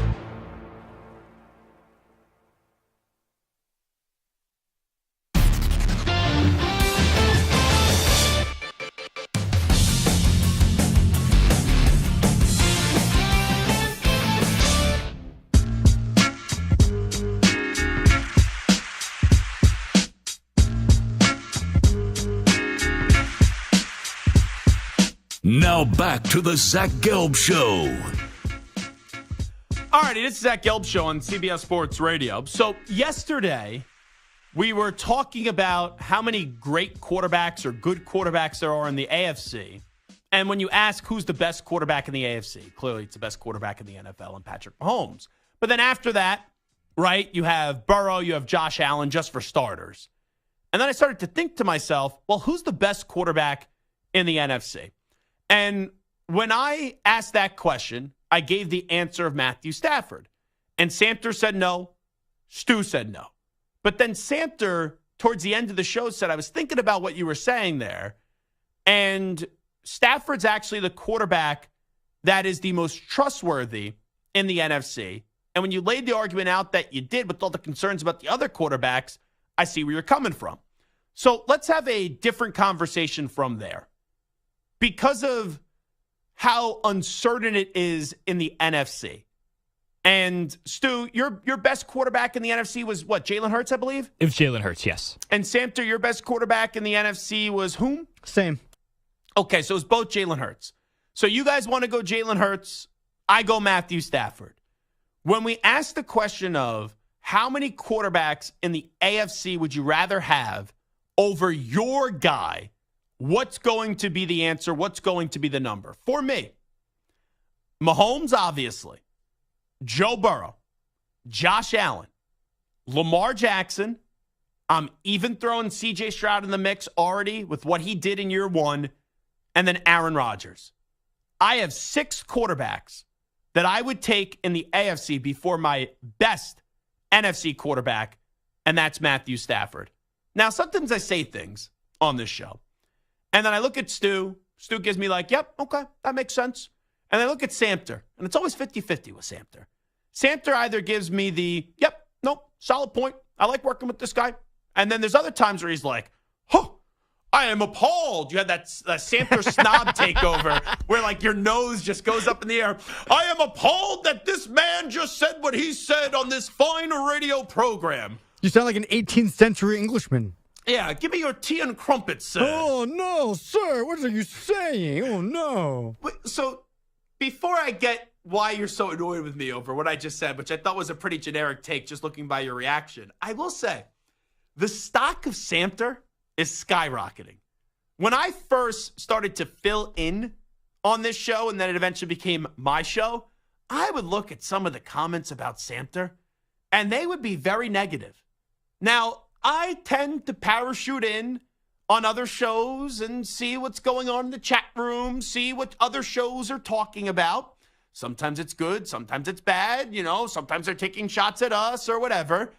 And the other day, there was a frequent YouTube chatter of ours that used to be very negative of you, that now all of a sudden is saying, I find myself agreeing with Samter a lot. Samter has won me over. I like Michael Samter. So I think working with me now has brought out a different side of Michael Samter to the listening audience, where Samter may have been, let's be honest, not on the positive popular side of the popular vote, but now I think you're winning the popular vote, my friend. Listen, there's 2 sides of Samter. There's the content and then there's the delivery, right? Samter is loud. He's obnoxious. He's a ranter. He's a raver. Some people don't like that. But when it comes to my content, to the things I say, to the takes that I have. And by the way, you want to know who the person was? Tell me, is it Delta 9? It's not Delta 9. I don't know Delta 9's thoughts on you. Delta 9 did have the quote of the day. He said, Bart is the Don King of CBS Sports Radio. He was trying to set up that Shep versus Gelb fight. I loved it. We're not talking about that. I'm just saying, guy. that was the line of the day. I'm going to take away something from you. I used to say to work with you, I needed a fly swatter because sometimes you could be like a little gnat, and sometimes I just have to hit you. We have given the fly swatter over to the evening show now, from the 10 p.m. to 2 a.m. show. Because I think Bart needs a fly swatter, even though Bart's in Milwaukee and that other guy is here in New York City running around and being this great athlete that he could kick all of our ass and everything. But anywho, it was Daly. Daly has become a daily fan of Michael Samter. So now back to the snobby Samter. Why was your nose going so high in the air that you were just appalled by the 6 quarterbacks that I gave, the 6 quarterbacks I would put in front of Matthew Stafford? No, the 6 you gave are absolutely correct. Oh, so I misread you. Yeah, no, but you missed some. Oh, you think there's more? Oh, absolutely, there's more. So I have a list. Just in the AFC. So I have a list of those 6 and one more who are definite over anybody in the NFC, and then 3 other guys that are questionable. Who are questionable? Okay, so do this. Give me one name at a time. You give me the name, I'll react. So here's the definite that I don't even think there's a question. Is Justin Herbert. I understand that his teams haven't won. Justin Herbert, just from a arm talent and an ability under center, is as elite as there is as a thrower of the football. So I 100%. You put him on a well-coached team, which he'll now have, and he's had talent, but he hasn't had good coaching. You put him on a well-coached team with talent, he's going to be incredible. So it is definitely one that I considered. I will like to let you know here that Justin Herbert is in my top 10 quarterbacks in the NFL. He is on the list, so don't freak out. But even though I have been someone that has definitely been a huge critic of Brandon Staley, and I could not stand him, I can't put all of it on Staley. I hear you. I think Herbert's going to be incredible in this league, but Stafford has done it. And Stafford was in a worse situation at times in Detroit than Justin Herbert has ever been, even with the coaching of Brandon Staley. And then he finally gets a little better coaching, and he goes to L.A. and he wins a Super Bowl. So having that Super Bowl to his name, and then also the redemption season this past year when the Chargers were down and they regressed, that's why I put Stafford in front of Herbert. Sure, I guess from a resume standpoint, but if I'm putting the two of them on the field, who do I think is going to be better on the same team? Yeah, you put them I both on the understand. same team, I say Herbert would be better than Stafford. It's definitely one that's in the conversation. It's not like a name that like you threw out there and you said like Mac Jones or someone like that. Well, Mac Jones is also, no, I'm just joking. Now, because I once had oatmeal with Mac Jones at a Super Bowl. That's really He was my interesting. guy. He was my quarterback. We were texting when he was at Alabama, and we sat down. We were in Jim Rome's green room at the Super Bowl, and we both had some oatmeal. And I'm like, oh, this is going to be the start of a glorious friendship with my quarterback. And we were texting a bunch throughout that year, had a really good rookie season. They make the playoffs, and then... Splat. Then Bill O'Brien. Oh, no, sorry. Then Matt Patricia and Joe Judge. Then Bill O'Brien. That was ugly. So, sorry. I don't think I'm going to text Mac Jones anymore. So the other name Why that don't I you go think, get oatmeal, though, and talk some crap about some of the coaching you got? Be my guest. Well, how about next time you hang out with Will Levis, have some mayonnaise in your coffee, and then you'll have all those weird kinds of food with all these quarterbacks. That'd be fun. Oatmeal's a weird food now? You're not an oatmeal guy? I like oatmeal. I like the old school oatmeal where it came with a little jelly in a packet, and you put a little swirl of jelly on top of it. That was my jam. Yeah, and Samter won me over because I have some weird food. Like, I eat a lot of good food, but then I have some weird food cravings. Like, I love a rice cake with peanut butter. And then Samter this week pulls out a rice cake that's chocolate-covered rice cake. Yeah, dark chocolate on top of a rice cake, a thin rice cake wafer. Oh, amazing. Yeah, you pulled that out right before the start of the show. There's the one rice left cake. in my drawer. I don't want it now, but you had that rice cake, and you want me to focus for 3 hours? I couldn't do it. I was so distracted the other day over that rice cake. Note to self, I'm just going to bring that rice cake in here and just wave it in front of the screen for you, just so you can just kind of stare at it and drool the entire show. Yeah, but you're not an oatmeal guy? I enjoy oatmeal. I have to really be in the mood for oatmeal, but it can't just be plain oatmeal. It's got to be like flavored or cinnamon with it or some like jelly or jam like sprinkled on top, but it can't just be plain oatmeal. So rice pudding, rice cakes are my bizarre food that people rice pudding is incredible. They're like, what are you, 95 years old, Stu? Do you have a bizarre food that you like or something that people think is questionable? No, but I despise oatmeal. Oh, you do? Yeah, I Why do you can't hate do oatmeal? it. It's too mushy. No. Okay. Hey, you're a giant mush all around here sometimes, too. I figured you would like oatmeal. Boyle, is there a bizarre food that you like that some people question when you eat it? Off the top of my head, I can't think of one, although I won't go out of my way to make them, but I could crush like a dozen deviled eggs if they're put in front of me. Really? I know some people don't like the texture. You sober when you do that? Yeah. Okay. I'll eat them drunk. I'm just asking. I don't know what performance enhancers are in that body of yours. Alrighty. I couldn't crush a ton of deviled eggs, but I do enjoy a deviled egg. Like, give me one or two and I'm good, but I couldn't just sit down and just plow through a platter of it. That's why Boyle's so buff all the time. He's just cracking open those eggs, eating those eggs all the time. That's a great Boyle impression. Honestly, when I closed my eyes for a second, I couldn't tell who was I talking. find it funny when you just talk to Boyle and then when Boyle does his updates. Boyle maybe does the most energetic update I've ever heard on CBS Sports Radio. You're like a news reporter, you sound like. I got to give the people the information that they want, that they crave. No, but you know when a news reporter's outside in bad weather element, they're streaming as they're getting like just destroyed by the rain. All right, in tennis, some name that I can't pronounce, but I'm going to ace it anyway. 3 games to none. Like, you kind of sound like Christopher Mad Dog Russo a little bit when you do the updates a little bit. Really? Yeah. I tell you what, we got Indian Wells. We got Russell Wilson meeting with the Steelers, and I tell you what, he's a bomb. You sound like Russell Wilson. You sound like Christopher Mad Dog Russo if like he actually went through puberty. You know, all right, if his voice got a little bit deeper. All right, Samter, quickly give me the other quarterbacks here. The other one for me, since I have Hurts as my best in the NFC, I go Tua is better than anyone else in the NFC, and I know that Tua has his warts, but don't forget Tua took over for Hurts at Alabama. Sent him to a whole other school because he was that much better than him. And numbers-wise, Tua is significantly better than Hurts numbers-wise. And Tua has won. He's won in AFC East. He won last year, went to the playoffs. He falls in the big games. So, yeah, but he hasn't won as much as Hurts has. Right. So Hurts has the leadership and maybe the wins, but everything else, when it comes to passing, accuracy, deep ball, everything, Tua is better. I can't give you Tua. He's a better Hurts. passer. If this was at Alabama, and you were trying to say Tua over Hurts, statistically, he's better. I would definitely say at Alabama. But now in the NFL, I'm more intimidated Who has a better roster without their quarterback? Who has the better roster? Or the Eagles? Better roster. Offensive? Just who has a better overall offensive and defensive roster? I would say the Dolphins. Really? Yeah. They have Tyreek Hill. They have Jalen Waddle. Tyreek Hill's better than A.J. Brown. I would say Jalen Waddle and Devontae Smith that give the slight edge to Jalen Waddle. And could be a wash. defensively, you think the Dolphins are better than the Eagles?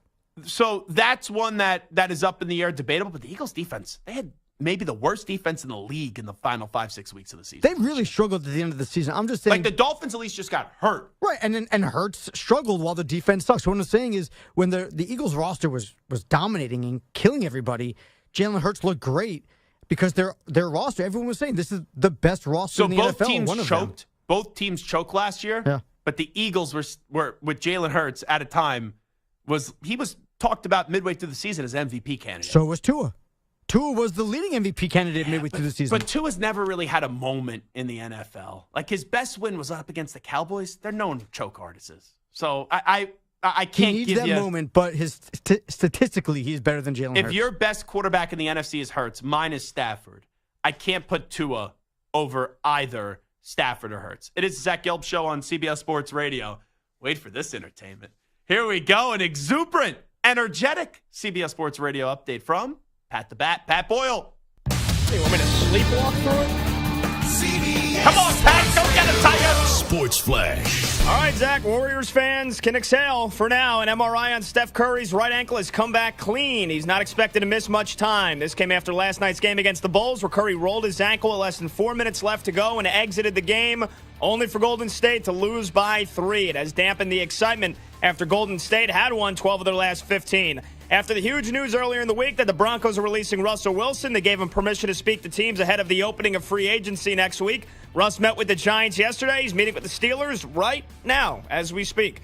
College football will have our first 12-team CFP this upcoming season, and college football playoff governing leaders are reportedly inching closer to a 14-team playoff that would start in the 2026 season, but plenty of pushback after the Big Ten and SEC both reportedly requested that their conference champions receive the 2 auto buys in the first round each year, regardless of other teams' ranking or record. The details of the 14-team format are unlikely to be hammered out ahead of the new TV rights contract, which is expected to be finished in the coming weeks. And the first Masters tournament of the year in tennis, second-round action underway in the California desert at Indian Wells. Men's side Australian Open champ Jannik Sinner won in straight sets. World number 2 Carlos Alcaraz in action later tonight. On the women's side right now, American Danielle Collins taking on the world number 1 Iga Swiatek. I'm Pat Boyle. CBS Sports Radio.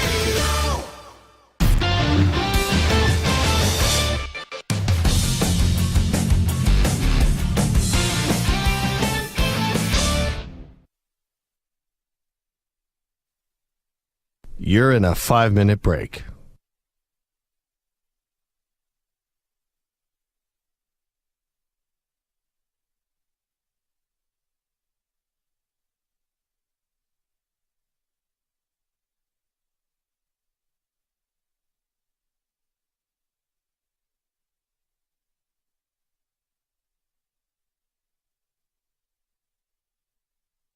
Four minutes, 30 seconds remaining.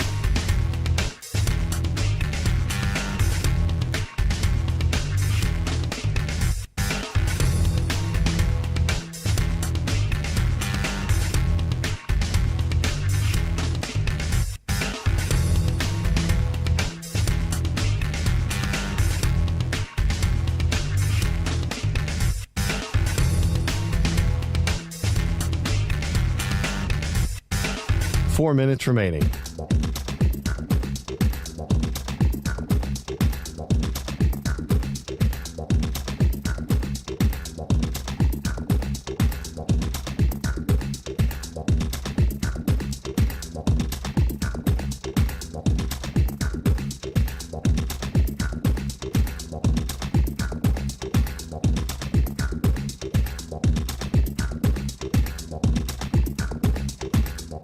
Three minutes, 30 seconds remaining.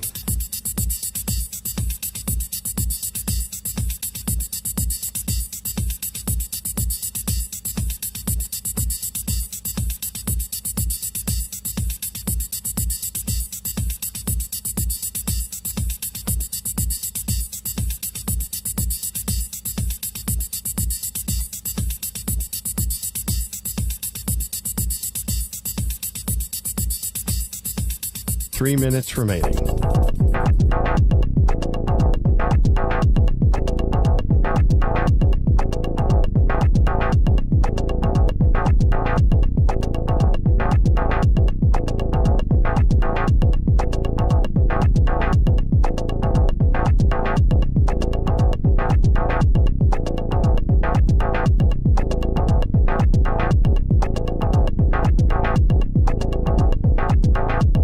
Two minutes, 30 seconds remaining.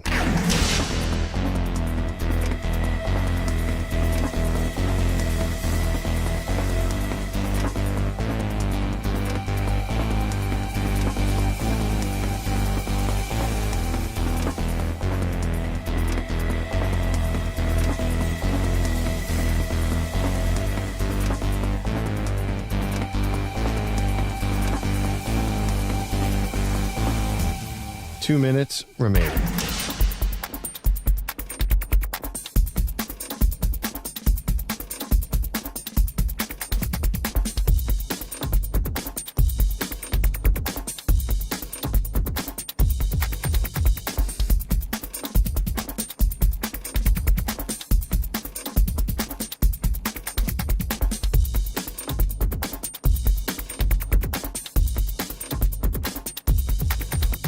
One minute, 30 seconds remaining.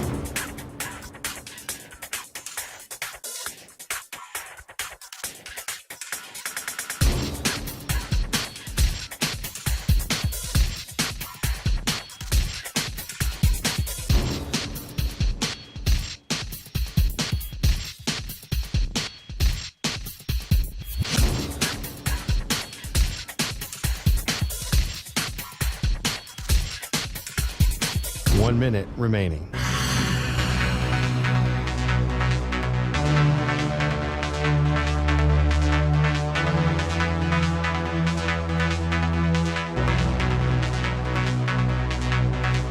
Forty-five seconds remaining.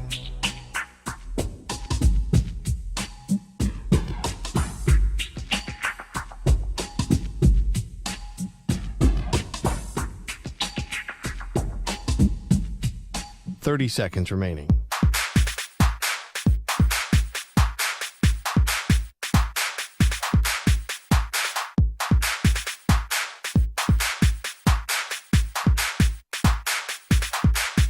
Fifteen seconds.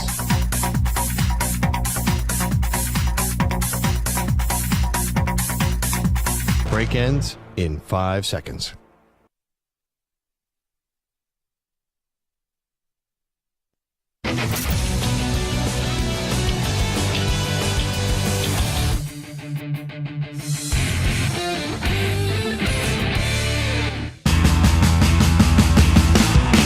Zach's taking on the most polarizing issues in sports.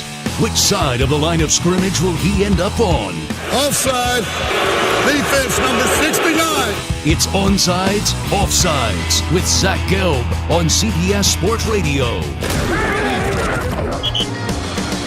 All righty, Santa, what do we got cooking today?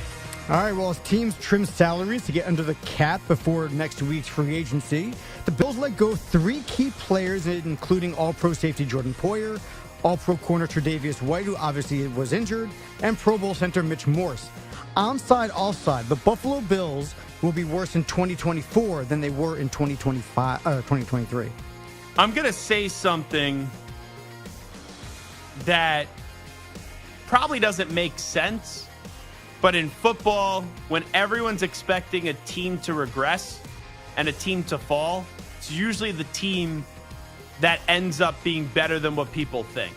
Like with the Dolphins, people thought I was crazy last year when I picked the Dolphins to win the AFC East. They didn't ultimately win the AFC East, but they made the playoffs once again, and they led that division most of the year. And one of the points I said is everyone's saying Tua's not going to make it through the season. And Tua did make it through the season. I think they're going to put everything on Josh Allen.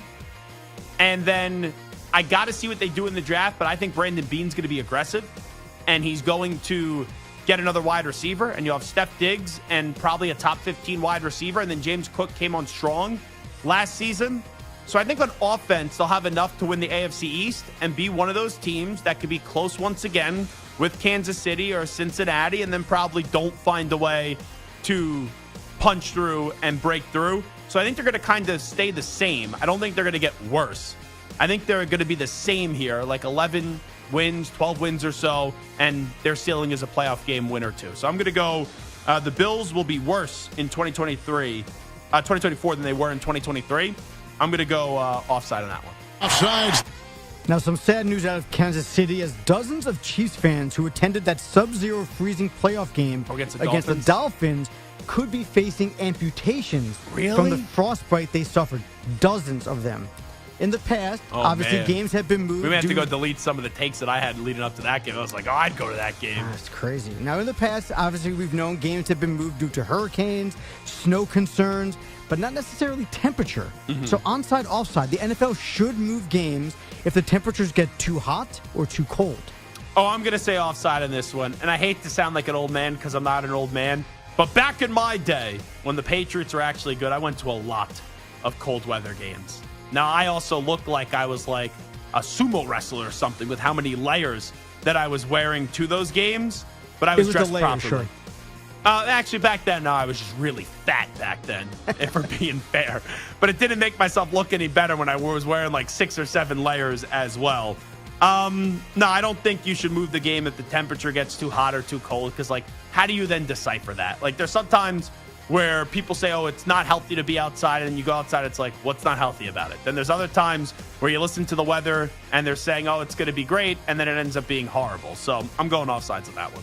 Offside. The Steelers released 8-time Pro Bowler Patrick Peterson after just one season. The former LSU star made 3 first-team All-Pros, but sits 118th all-time with just 36 career interceptions. So onside, offside, Patrick Peterson is a Hall of Famer. He is. He will not be a first ballot Hall of Famer, but he's one of those guys. I know he's never played with, like, organizations, you know, outside of Steelers because the end of his career, but he's mainly known for being with the Cardinals. I don't think that's an organization that, like, you look at and you go, oh, wow, like, this is an organization that has a ton of legendary players and there's going to be a big push to get someone in the Hall of Fame. But he was always perceived as one of the best corners, if not the best corner. And he's a 3-time first-team All-Pro, 8 Pro Bowls on the All-Decade team. Like you were saying, I think that gets you in the Hall of Fame. But because there's not a lot of fanfare when you play with the Cardinals, I do think you may have to wait a little bit. So I do believe he'll get in, but he'll just have to wait a little bit of time. So I'll go on sides. Now, this is insane. An NBA record 4th consecutive game, Luka Doncic netted a 35-point triple-double, dropping 35 points, 11 boards, and 11 assists in Dallas' win over Miami last night. That's 4 straight games. Luka now leads the NBA in scoring, though the Mavs are 8th in the West. So onside, offside. Obviously, Jokic is the best player in the NBA. After Jokic, Luka is the next best player in the NBA. That's offside. It's Giannis Antetokounmpo. He's still in the league last time I checked, so I have to put Giannis Antetokounmpo, the multiple-time MVP award winner and world champion and finals MVP, in front of Luka Doncic. So after Nikola Jokic, Luka Doncic is the best player in the NBA. Offside. Offside. The Timberwolves have the best record. You hear that sound, by the way? Hmm? You hear that sound? Yeah. Those are people doing somersaults in the streets in Milwaukee. Remember, I am one of Milwaukee's favorite sons, even though I'm not from there. You certainly are. The Timberwolves have the best record in the West and second best in the entire NBA. You know, I used to be the most popular person in Milwaukee on national radio. And then I got a guy hired here from Milwaukee. So now it's probably Bart, I would say. I love Bart Winkler. Good dude. Well, I mean, Bart, I think, is just beloved everywhere. He's just a very likable human being. Yeah. Now we just need his producer to start loving him a little bit more. What he has to endure on a day-to-day basis. Now the T-Wolves... May call Child Protective Services to help Bart out. Now the T-Wolves got some bad news as Karl Anthony Towns will be sidelined until early in the playoffs after undergoing knee surgery for meniscus injury. Onside, offside. If Cat returns early enough in the playoffs, the T-Wolves can win the NBA title. You could ask me this when he was healthy, and I would have said offside on this one. Best record in the West, still offside? There's a lot of teams that have the best record in the NBA some years, and you go into the postseason, you go, yep, that's just not it. Still the Denver Nuggets get into the NBA Finals. So when you ask me if Cat returns to the playoffs, the T-Wolves can win the title, I'm just talking about getting to the Finals. Win the title? Yeah. As Randy Jackson would say, that's a no for me, dog. Offside. Offside. Now the college football playoffs are already looking to expand to 14 teams in 2026. Fans seem particularly upset with the idea that the SEC and Big Ten champions would get automatic buys. Now, after the backlash, that idea appears to be losing some steam, thankfully. Onside, offside, the Big Ten and SEC champs should get buys. I don't know why you'd have to guarantee this or guarantee any spots and why it'd be such a big sticking point for the Big Ten and the SEC. By design, you're going to get all the tiebreakers and you're going to get the benefit of the doubt because right now, the haves and the have-nots for most teams in college football are the teams that are in the Big Ten and the SEC, and then it's everybody else. There's a few exceptions when you get into that. So I don't see why the Big Ten or SEC champion, when 4 teams get buys in this new 12-team format, would never get them. And then especially if you expand to 14, I don't know if you have to add another buy or not. I don't know.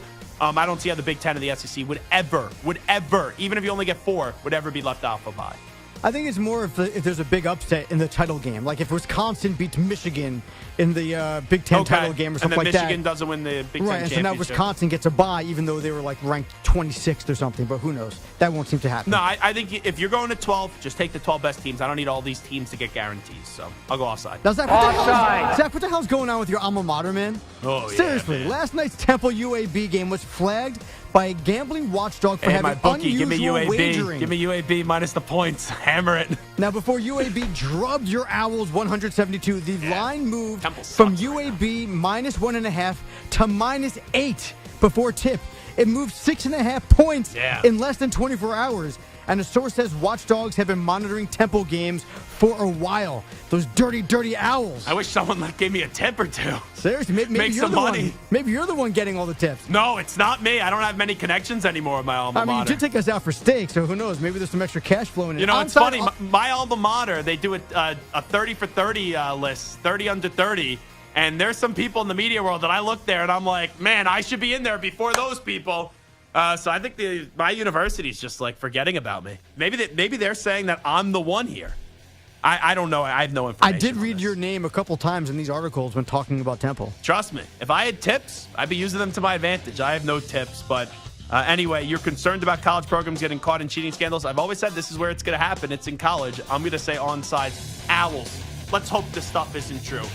I'll maybe give you the benefit of the doubt. Maybe.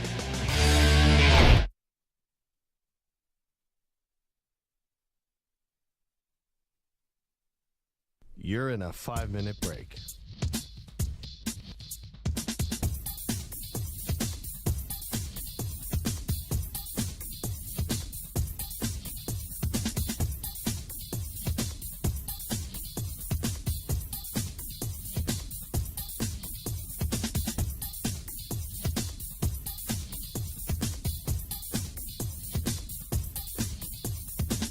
Four minutes, 30 seconds remaining.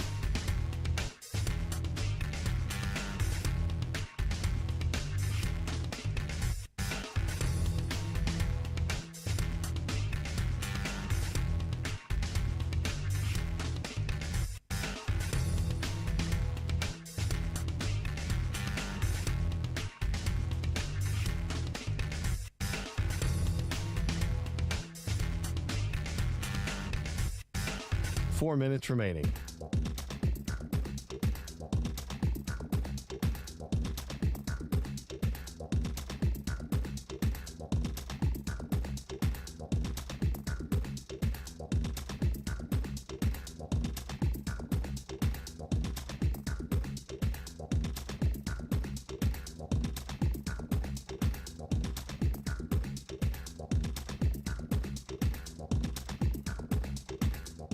Three minutes, 30 seconds remaining.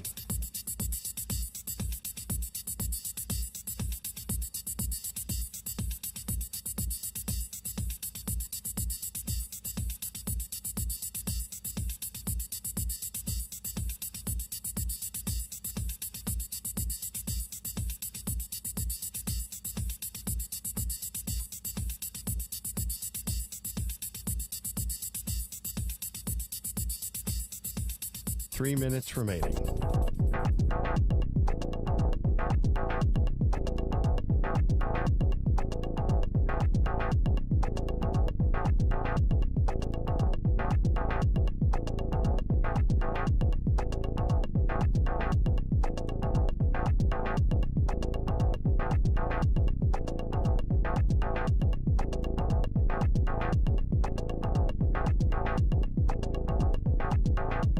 Two minutes, 30 seconds remaining.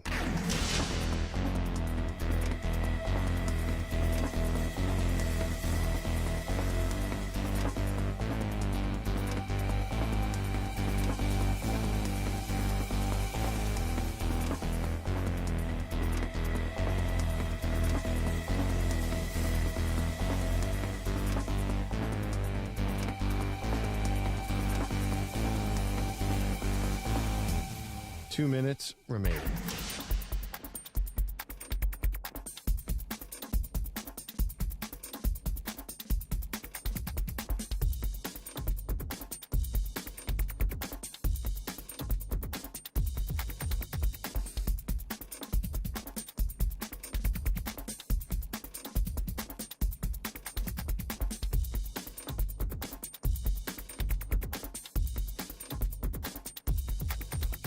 One minute, 30 seconds remaining.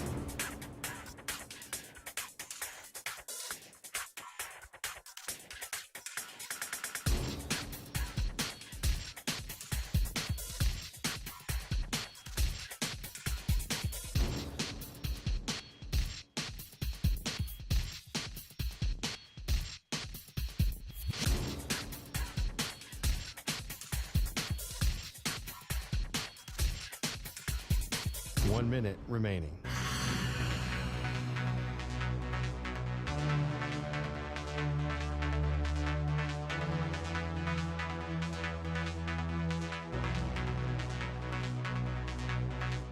Forty-five seconds remaining.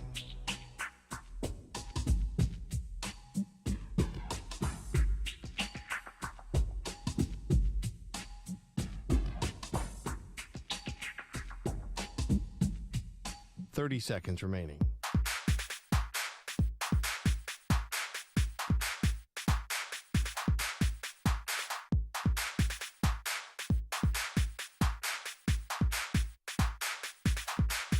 Fifteen seconds.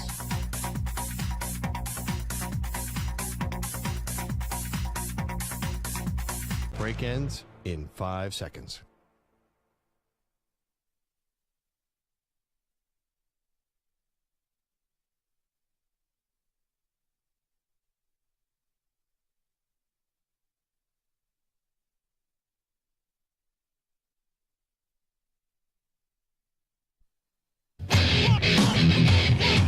He's live.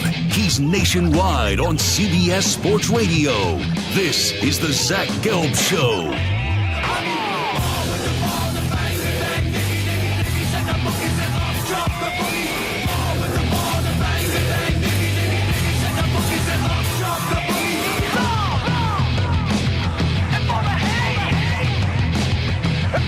Here's your host, Zach Gelb. And away we go, hour number 3 of our radio program. That's right, it is the Zach Gelb Show, coast to coast on CBS Sports Radio. We'll head out to the hotline right now. We'll be joined via Zoom by the great Phil Simms, of course, NFL on CBS, the great legendary Giant quarterback. He's kind enough to connect with us as we get set for free agency next week and then also the NFL draft at the end of April. And there's a whole lot to talk about right now in the quarterback world. Phil, appreciate the time. How you been? I'm doing well, Zach. There was a little too many greats in that introduction, but that's okay. You know, it's better to overstate than under, I guess. But I'm doing well. Kind of relaxing, enjoyed the offseason so far. And I've been watching a lot of these quarterbacks, so that's been kind of fun to do. And, you know, the draft, I mean, come on. The combine, the draft, free agency, everything that's going on in the NFL never stops. We all know that. By the way, our pals, Boomer Esiason and Greg Giannotti, you know they like to make a lot of fun of you because of the glasses that you wear. I don't know if you're aware of this, but I interviewed Travis Kelce during Super Bowl week, and they wanted me to ask him about your glasses. Travis Kelce gave you a ringing endorsement. He said, keep wearing the glasses. They look great on you. Okay. Well, you know, when I think of fashion, the first thing that comes to my mind is Greg Giannotti. You know, it's just right up there. Just wow. And of course, Boomer too. Boomer, you know, likes to join in. Used to see the damn glasses he puts on that head. So he wore a pair of pink glasses for a while, and I was trying to get a picture of him with them on him. Yeah. And he knew that, so he's been a little sly. He's got another pair. They're blue. Well, whatever. But, no, yeah, they like to have fun with it, and good for them. And That's it. Yeah. When you need to know anything about fashion, though, Zach, make sure you go to those two because they're on top of it. Yeah, Mm-hmm. I'll have to get up early and next week make sure I get all the fashion advice from Greg Giannotti and Boomer. Yeah, that's right. Yes. Phil Simms here with us. So Russell Wilson meeting with the Steelers right now. The other day he met with the Giants. What would your reaction be if we get an alert sometime next week that the Giants signed Russell Wilson to a one-year deal, like $2 million or so, whatever it's going to be? Yeah. I think I'd be very, very surprised if that would happen, Russell Wilson to the Giants. I don't have any information. I haven't called anybody. I think I've read some articles. It kind of caught me by surprise. The Giants did meet with him, I think. But, he's looking at it, and I would think Russell Wilson probably he should look at the Pittsburgh Steelers, and they're probably closer to what he wants to accomplish than the Giants. And I think maybe that would drive him there. I don't have a great feeling for it, Zach, but that would be just my first thought. When this went down with the Denver Broncos and the offseason started, the word is constantly on TV, maybe Russell Wilson to the Steelers, and that would have been one of my first thoughts too. The Steelers, maybe the Falcons, but gosh, everybody says now it's like almost a done deal that Kirk Cousins is going down to the Falcons. So that's interesting too. Yeah, I'd be surprised if Russell Wilson ended up in New York. Yeah, Sure. so would I. And when I look at the Giants, the other rumor that's been there is that at 6, that if J.J. McCarthy's there, they're going to take him. Would that catch you by surprise if they drafted McCarthy at 6? I said probably when the season was over, maybe even the Super Bowl week, I said there's no way the Giants are going to draft a quarterback at number 6. But, I'm slowly changing my mind and thinking, I guess that maybe it is a possibility just because of what you hear and read and, the situation they're in, Daniel Jones, his health, all that. And it's a big year for the Giants. They need to play well. They need good quarterback play. J.J. McCarthy at 6, to me, that's too high to take him. I think you can do whatever, move back a little, something like that. I like him. I watched him play during the year many times, Michigan, and I never looked at it and said, wow, he'll be a top 10 pick if he comes out this year. I was surprised at first that he did declare for the draft, but then as I thought about it, I said, well, it's a good time. They won the national championship. The coach is gone. They lost a ton of good players, of course, which they can always refurbish down there in Michigan. But as I started watching him and studying him close, I said, okay, yeah, I think he is a first-round quarterback, but I do think it's going to need a little time because he's not like Michael Penix, Bo Nix, or these quarterbacks, Caleb Williams, where they got so many throws that they're really ready and conditioned to go play in the NFL. I think there'll be a little transition, no doubt, about J.J. McCarthy. Yeah, it's so tough to evaluate a quarterback who has played a lot, but at Michigan, right, with Corum and Edwards and that great offensive line that they had for 3 years, it would have been stupid to have him throw the football 35, 40 times a game. So I'll be fascinated how teams evaluate what his potential could be, but you're not wrong, Phil. It seems like right now his name, ever since the Combine, has been flying up the board where a lot of people are expecting him now to go before Drake May, and that wouldn't have been the case at any point in the last 2 years. Sorry, I was at the dermatologist. That's why my face is all red. But I would say this. When J.J. McCarthy said he was decided to come out, I went, my gosh, what is he, crazy? 3rd or 4th round draft pick. And, I never really zeroed in on him when I was watching Michigan as much. But then I started watching him, started studying him. I said, oh, wow, this is better than I thought. The arm is good. It's powerful. He runs, I think, well. Is there a big upside for him? Yeah, I think so. There is. I became a believer as I kept watching the games. And by the 3rd one, by the time it was over, I said, okay, I got it. And it's tough, Zach. It's hard to play in a system like he did at Michigan, where you're not constantly throwing the football and staying in rhythm. And if you miss a couple, you don't worry because there's just the next play is going to be another pass. When I watch most of these other quarterbacks, I mean, it's unbelievable. Hey, when in doubt, let's throw a screen. I mean, some of these teams, they throw 15, 20 screens a game, or it seems like that. Probably not that much, but yeah. So this will be interesting about J.J. McCarthy. I'll be surprised if he's picked at number 6. I'll just say that. Phil Simms here with us. So Caleb Williams, it seems like he's going to be the number 1 overall pick, and the Bears are going to trade Justin Fields. Do you have any concerns, any qualms about Caleb Williams as he gets set to start his NFL career? Well, one of my concerns was this: is I watched him. I get to see him a little bit, not a great deal during the season because USC might come on late or whatever. But yeah, my qualms, I guess you would say, when I watched him, I was like, oh my God, he's even better than I thought. I mean, come on. He's got everything. He's not like super big, but he's 6'1", 215, 220, runs well. If you make him stay in the pocket, he's a very good thrower of the football, accurate, love his motion. He's very consistent. And on the run, he's a phenom as far as throwing passes down the field while on the run. And I just read something in the paper today. I forgot who wrote it, that there was some trouble at the combine. He came off as a little quirky. And you know what? I talked to 4 people that interviewed him down there, and they said the opposite. Wow, what a good dude. Really, just everything about him you liked once you finished interviewing him. I know it's an interview, but it just kind of shows you the different perspective that's out there sometimes. And I had some of those thoughts about him, but I feel really confident that he's going to be a good pro. Yeah, maybe there'll be a little of adjustment. There is for every kid going into pro football. And it looks like it's going to Chicago. And I think Chicago's done a great job of kind of getting this thing ready and building their team up where it won't be like you're going to a team that's 1-15 or 1-16 the year before. So we'll see how it goes. But I like Caleb Williams a lot.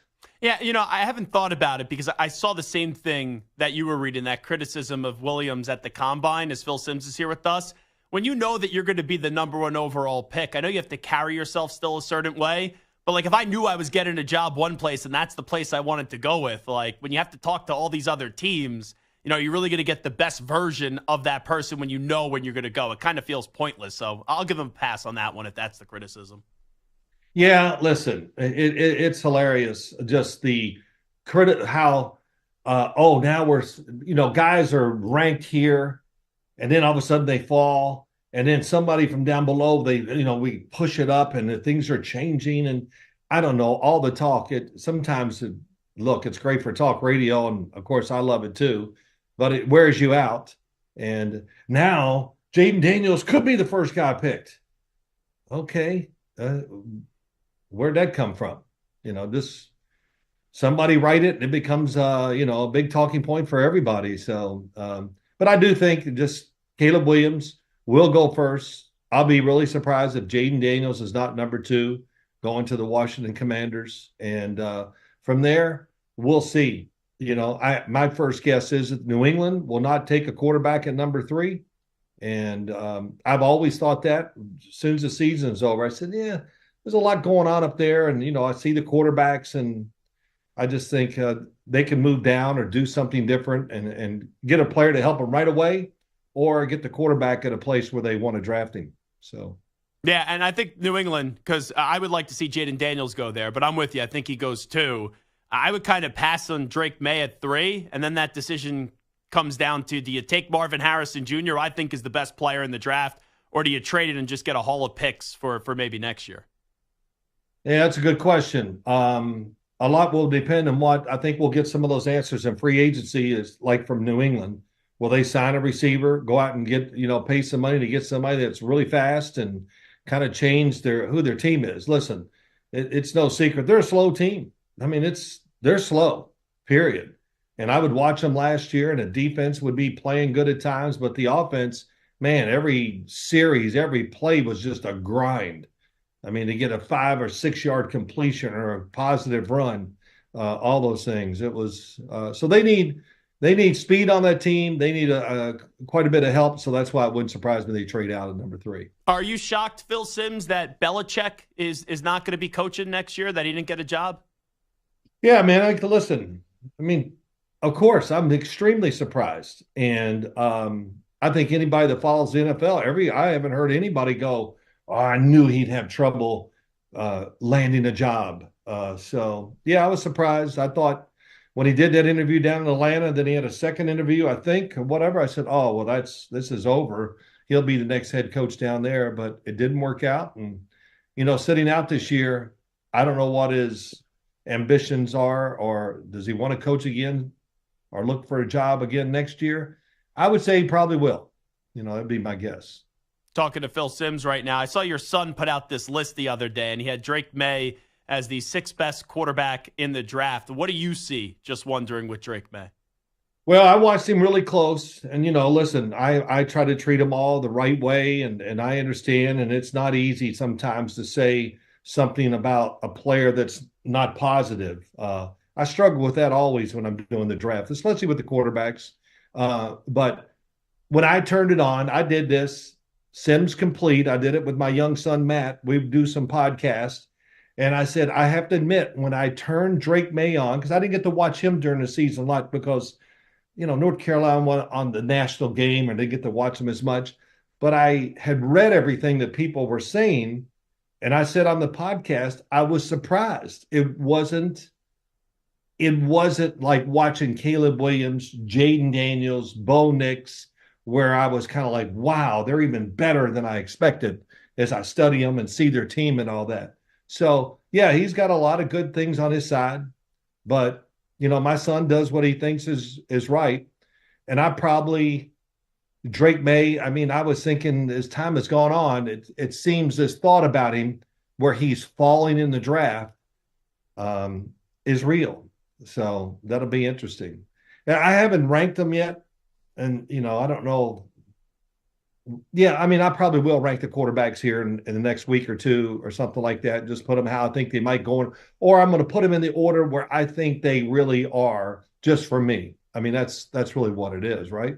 So. Yeah, no doubt about it. Just getting back to the Giants, what would your advice be, just wonder, to Daniel Jones? Because it's got to be awkward right now. I know they paid him, but Russ was there for a meeting. I still don't think he's going to sign there, and then you have all these rumors about them taking a quarterback in the draft.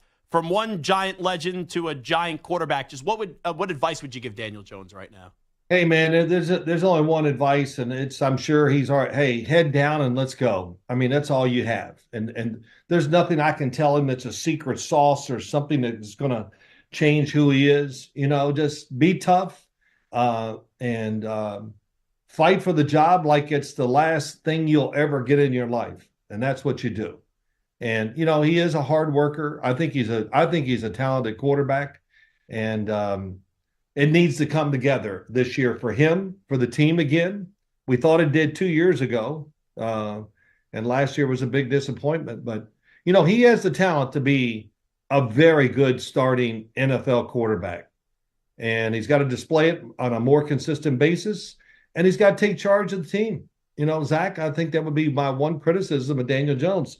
Take charge. My God, when it's falling apart on the field, let somebody know. And, and it's hard to compare him to guys like, Tom Brady and all that. When things are not going well, they're going to speak up. And because when it comes down to it, winning and losing, they're going to either give the quarterback praise or they're going to blame you for the losses. So you might as well try to be a big influence in that area because you are the quarterback. And when you do speak, people are going to listen also. So one more Giant-related question for you, Phil Simms. Right down the hall to us is Tiki Barber, legendary Giant running back. He was saying yesterday he would be annoyed if Saquon Barkley, he expects him to leave in free agency, but if he picked the Philadelphia Eagles, would that get you annoyed if you have to seat Saquon Barkley in an Eagles uniform next year? Yeah, let me think. Yes. Okay. Yeah, it would. I don't, come on. It's the Eagles. They're always a big rival to the Giants. It was when I was playing all those years. And, it was rough and tough, and that's who they are now. But, yeah, Saquon Barkley, I think I have a hard time really thinking about him playing anywhere but here in New York. I do. I think the fans, and they love him so much. He's great for the area. I think he knows and feels all this appreciation. I hope it works out with the Giants. But if it doesn't, I hope it's not the Eagles. Okay, so, yeah. when I heard Tiki's little thing about it, that was very good. It was very good. Yeah, before we let you run, I think this is a tough question just because I think a lot of people could have different answers. As Phil Simms is here with us, always great with us on the Zach Gelb Show on CBS Sports Radio. The NFC, I asked this question yesterday. Who's the best quarterback entering 2024 in the NFC? What would your answer be, just wondering? Well, give me a list of a couple here just to take one. It's hard to even think. I mean, so go ahead. I ended up going with Matthew Stafford, but my producers, Stu and Michael Samter, they both ended up going with Jalen Hurts.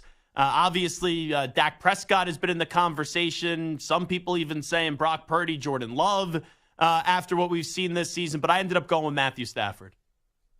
You did a great job, Zach. Matthew Stafford. Who went with Jalen Hurts? Did they like the season he had last year? Were you impressed with the throwing, with all that? What is that? Boy, really, it's unbelievable how they finished as a team and how that worked out. But Matthew Stafford, really a good one, always underrated, tough as hell, and one of the greatest throwers, passers of the football in history. So is that an overstatement? No. It's not. He is a fantastic thrower. So, and I'll tell you the other one, the up-and-comer quick, is Jordan Love. I've watched him every game he's played with Green Bay, and he's been there, and I could always see the improvement a little bit, because he's not getting to play much. And it took him a while to get his feet on the ground this past year, but damn, did he ever get it going. I thought he threw the ball really, really well the last 8 weeks or whatever of the season.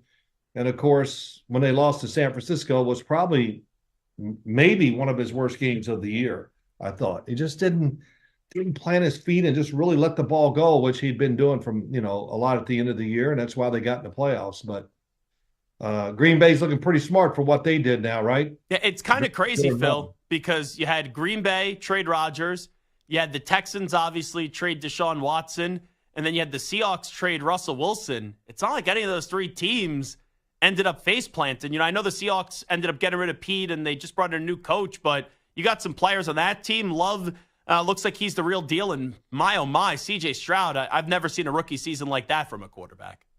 Yeah, CJ Stroud was awesome. I followed him close because we have people or, friends that we know that have kids that are down there playing at Ohio State. So CJ, of course, he went way over what I ever expected for him to do in his rookie year. That's for sure. But, just think about this.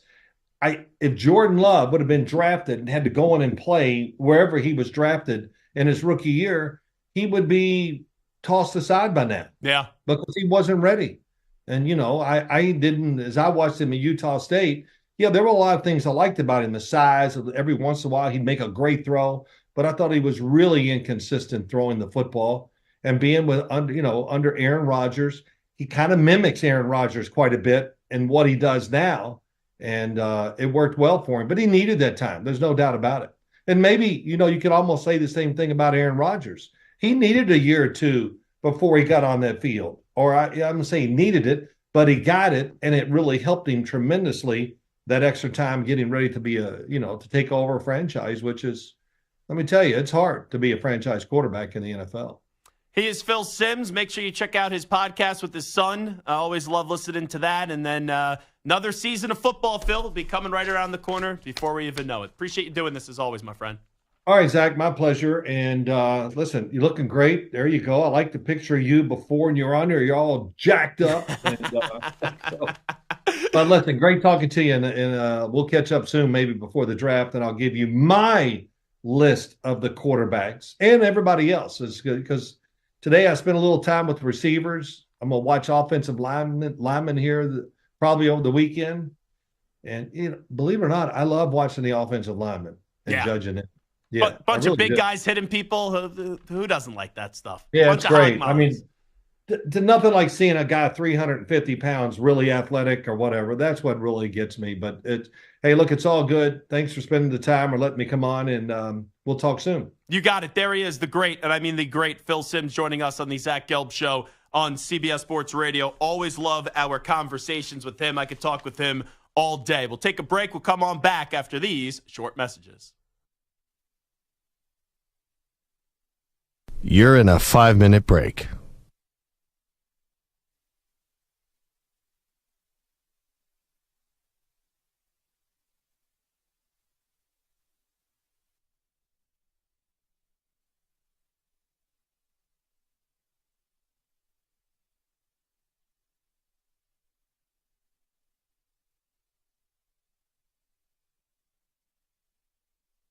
Four minutes, 30 seconds remaining.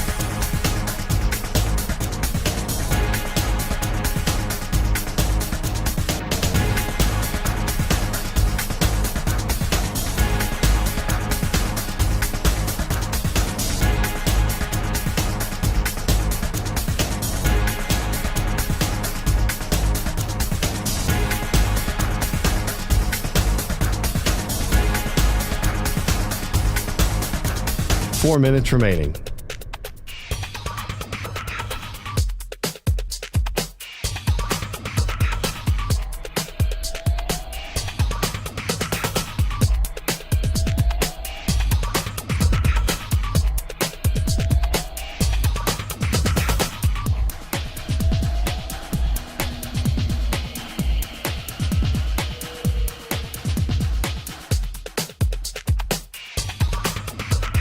Three minutes, 30 seconds remaining.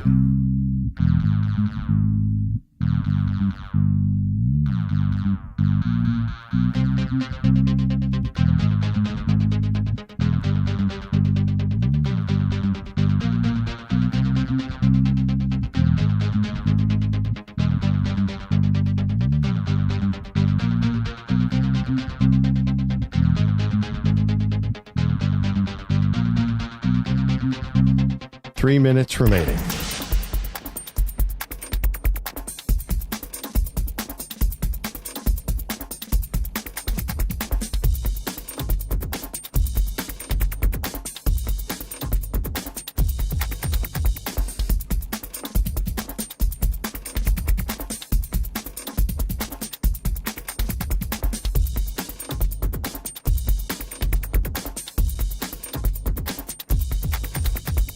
Two minutes, 30 seconds remaining.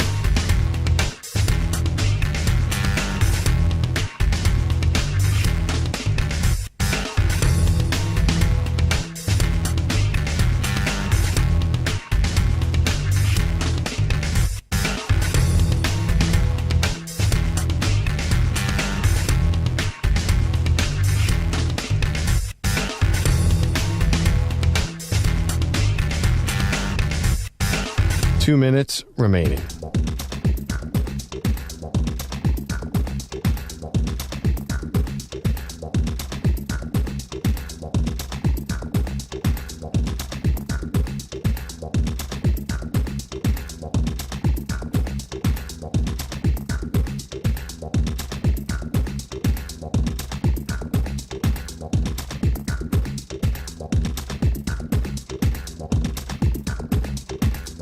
One minute, 30 seconds remaining.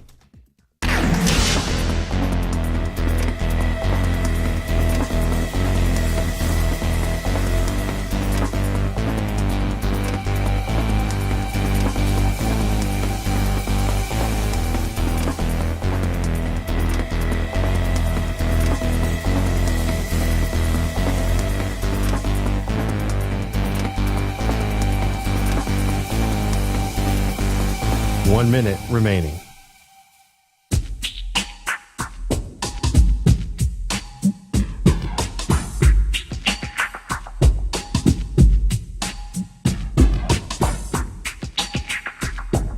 Forty-five seconds remaining.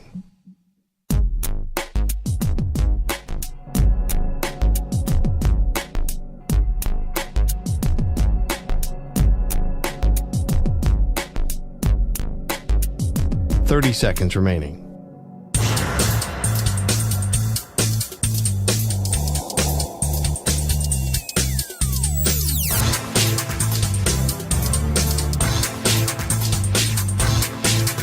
Fifteen seconds.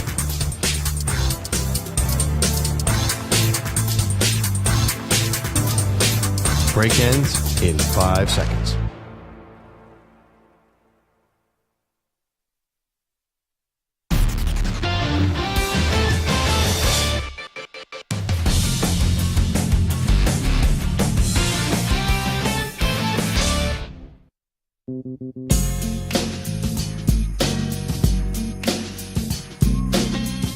Now back to the Zach Gelb Show. All righty, Zach Gelb here, CBS Sports Radio on the Zach Gelb Show.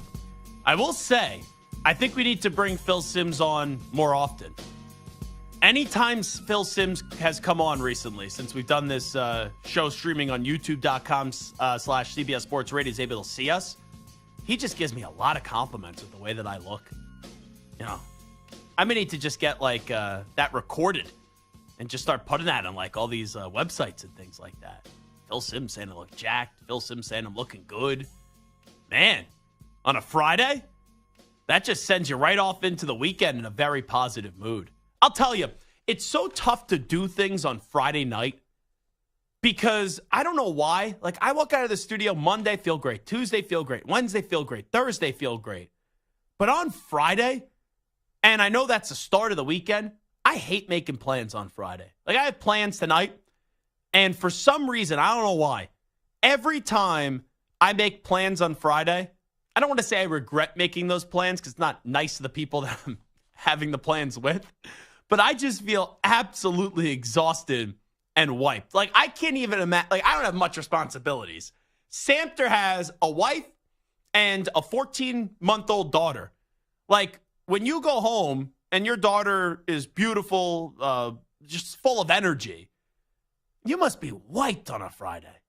Yeah, Friday, and honestly, you're not 30 yet. You're coming up to it in a couple months. I'm an old man now. But I'm just telling you, the older you get, the less intriguing Friday nights become. Yeah. Because, like, Thursdays are a fun night because, like, you're still, like, 4 days into the week. You're not quite as tired. Maybe you're a little bit energized still that the weekend's almost there. Mm-hmm. Saturdays can be fun. Sundays are for football or relaxing or hanging out. Fridays, you're just like, week's over. I just want to do nothing. I just want to like watch TV. I want to devour food. I want to do nothing. Fridays are not a fun night to go out. No, they're not. My favorite night to go out is Saturdays. Yeah, Thursdays and Saturdays to me. Because I'm usually well rested from Friday. Could sleep in late on Saturday. Maybe hit the gym on Saturday. Like 11:30 gym I try to do on Saturday. Take care of what I need to take care of during the day on Saturday, and then go out on Saturday for like a nice dinner or something. Honestly, if I'm at this stage in life now, I'm going to sound like such a loser. Where if I know that I'm going somewhere where it's going to be like a good amount of alcohol, I prefer the day drink on Saturday. Because then I could be like hungover at night, then order up some like nice greasy food, and then I could just feel fine when I wake up Sunday. And the back-to-back drinking nights, like earlier this week on Monday, our boss, Spike Eskin, said, "You look tired." And I looked at Spike and I said, well, I'm coming off back-to-back bachelor parties. Of course I am tired right now. Going to Orlando and then going to Puerto Rico. I don't know about you, Stu. Do you feel that way? Stu is Mr. Social Butterfly. Stu is everywhere. I follow you on Instagram, Stu. I never realized you were out in the town, hockey games, you're going to restaurants, you're going to concerts, stalking Taylor Swift. Like, you are everywhere. You go to a lot of places. Is the recovery hit you tough yet? Yeah, it's getting tougher. It definitely is getting tougher. I prefer Saturdays to Fridays. In fact, a lot of Fridays, I'll find myself going to bed earlier than I do during the week, which is kind of sad, but sometimes it will be like 10 o'clock on Friday. I'll be like, all right, I'm just ready for bed. The Zach Gelb Show on CBS Sports Radio, where we're all a bunch of lame people. Like, seriously. No, you know what? Get rid of the stigma, right? wanting to hang out and chill on a Friday night rather than going out and raging doesn't make you lame. It makes you a normal human being. You know what, Samter? You are the voice for the voiceless. That's what you are now. You know what? I'm not even looking at the chat right now. I can promise you the guys in the chat are agreeing with everything that I'm saying right now. It doesn't make you lame to want to stay in and hang out and chill on a Friday night. Now, Saturday's different, Thursday, Sunday, but Friday night, I think that most people have kind of gotten into, outside of like 25-year-olds and below, Friday night is just not worth it. Most overrated holiday? Valentine's Day. Oh, man. I hear the dig. The hole just being digged outside your backyard. The wife agrees too. Oh, she does? Okay, yeah, she's like, what are we doing? Like, we can go out to dinner any night. She's like, you can be romantic any day. Why do you need to like be forced to get me a card? Well, that's why. Yeah. No, Valentine's Day is the most overrated. Stu, What is the most overrated holiday? I think there's one answer that fits in this conversation. I think it might be St. Patrick's Day. Ooh, coming up. Oof. Uh-oh, Boyle is... Sorry, Here we I'm go. Irish, too. I have What are you Irish in me, too. You bite so. your tongue, Stu. I have Irish in me, too, so I'm allowed to. You bite your tongue. Is St. Patty's Day your favorite holiday? Of course. More than Christmas? Of course. It's New Year's. New Year's is the most overrated holiday. Oh, yeah. New Year's is close for me, too. Yeah. That was pretty low. Boyle, are you at that stage of life yet? See, now I feel like I'm really old when I get to talk to someone a little bit younger. Are you at that stage of life yet where it's tough to go back-to-back nights drinking? It's definitely, the recovery process is a lot more difficult. Yeah. You feel it the next day. And if you go back-to-back nights, that second day, you feel like you just want to sit in bed for a couple days. But, like you said, you do the necessary recovery work. Just like if you were to, play in a game or run a marathon, you ice up, you run the bike, you eat well, you hydrate. You got to hydrate before you go to bed. 2 Advils, some, like you said, some greasy carb-loaded food, and you're good to go, man. You speed up, you cut the recovery process in half. Just wondering, just inquiring mind. There's nothing that forced this or sparked this. If you were a great marathon runner, do you think that necessarily means you're a great fighter? I would say that means that you can probably at least go a whole fight. You have the stamina to go a whole fight. Okay. Until someone punches you in the face. Well, yes. If there are no punches thrown and you're just dancing around, missing, and not really landing anything, you could probably still go the whole fight because like a Floyd Mayweather fight is what you're saying. I was basically like watching Floyd Mayweather. Yeah, exactly. Mm-hmm. Now, let me be clear. That's not me saying I would take Floyd Mayweather in a fight. I would never do something like that. We'll leave that for just dumber people that are on later in the evening. I think they could beat a world-class boxer. Like, I don't know. What's that guy's name? Mike Tyson? Tyson? Yeah. Tyson, I think that's how you pronounce it. Anyway, real quickly, just want to go around the room. Russell Wilson to the Giants. Yes or no? Just give me the yes or no. Stu? No. No. Samter? No way. No. Boyle? Steelers. So no Giants. I suggested the Steelers the day he was benched. I think he's going to the Minnesota Vikings. I don't think it's going to be designed by Minnesota, but that's where I think he's going to land. What I believe the Steelers are doing right now, I was surprised the Giants took it. Now, I wonder if Russ just called them and was like, hey, I need a favor. Can you guys just meet with me? And maybe they met with one another because there's been interest or there's been talks about that in the past. I would be shocked if he lands with the Giants. If I'm the Giants, you either go with Daniel Jones for one more season or you take a quarterback at 6 or trade up to 3. Those are the only 2 or 3 options right there. I don't see why you'd bring in Russell Wilson because I don't think Russell Wilson would be a good mentor. And also, if Daniel Jones somehow beats out Russell Wilson, I don't think Russell Wilson would handle that well. And if you got rid of Daniel Jones and you kept Russell Wilson and you drafted still someone at 6, I don't think he's mentoring that quarterback well enough. But the Steelers, and it's interesting that you said the Steelers, Boyle, so I'll throw this to you. I think what the Steelers are doing here is they're saying, we want to send a message to Kenny Pickett this offseason. Because there have been some excuses made for Kenny Pickett, which have validity, right? With the wide receivers wanting to kill one another in the sideline. You had Matt Canada, that bozo as the OC last year. So there have been excuses for Kenny Pickett, had the injury too. He has not played well. He's pedestrian in his career, 13 touchdowns, 13 interceptions. But I feel like the loyalty of Mike Tomlin here, he's going to send a message. We're going to flirt with Russ, and then we're not going to pull the trigger on it. Maybe bring back Mason Rudolph, which isn't really much, doesn't scare you. No. And I don't think they're drafting a quarterback at 20.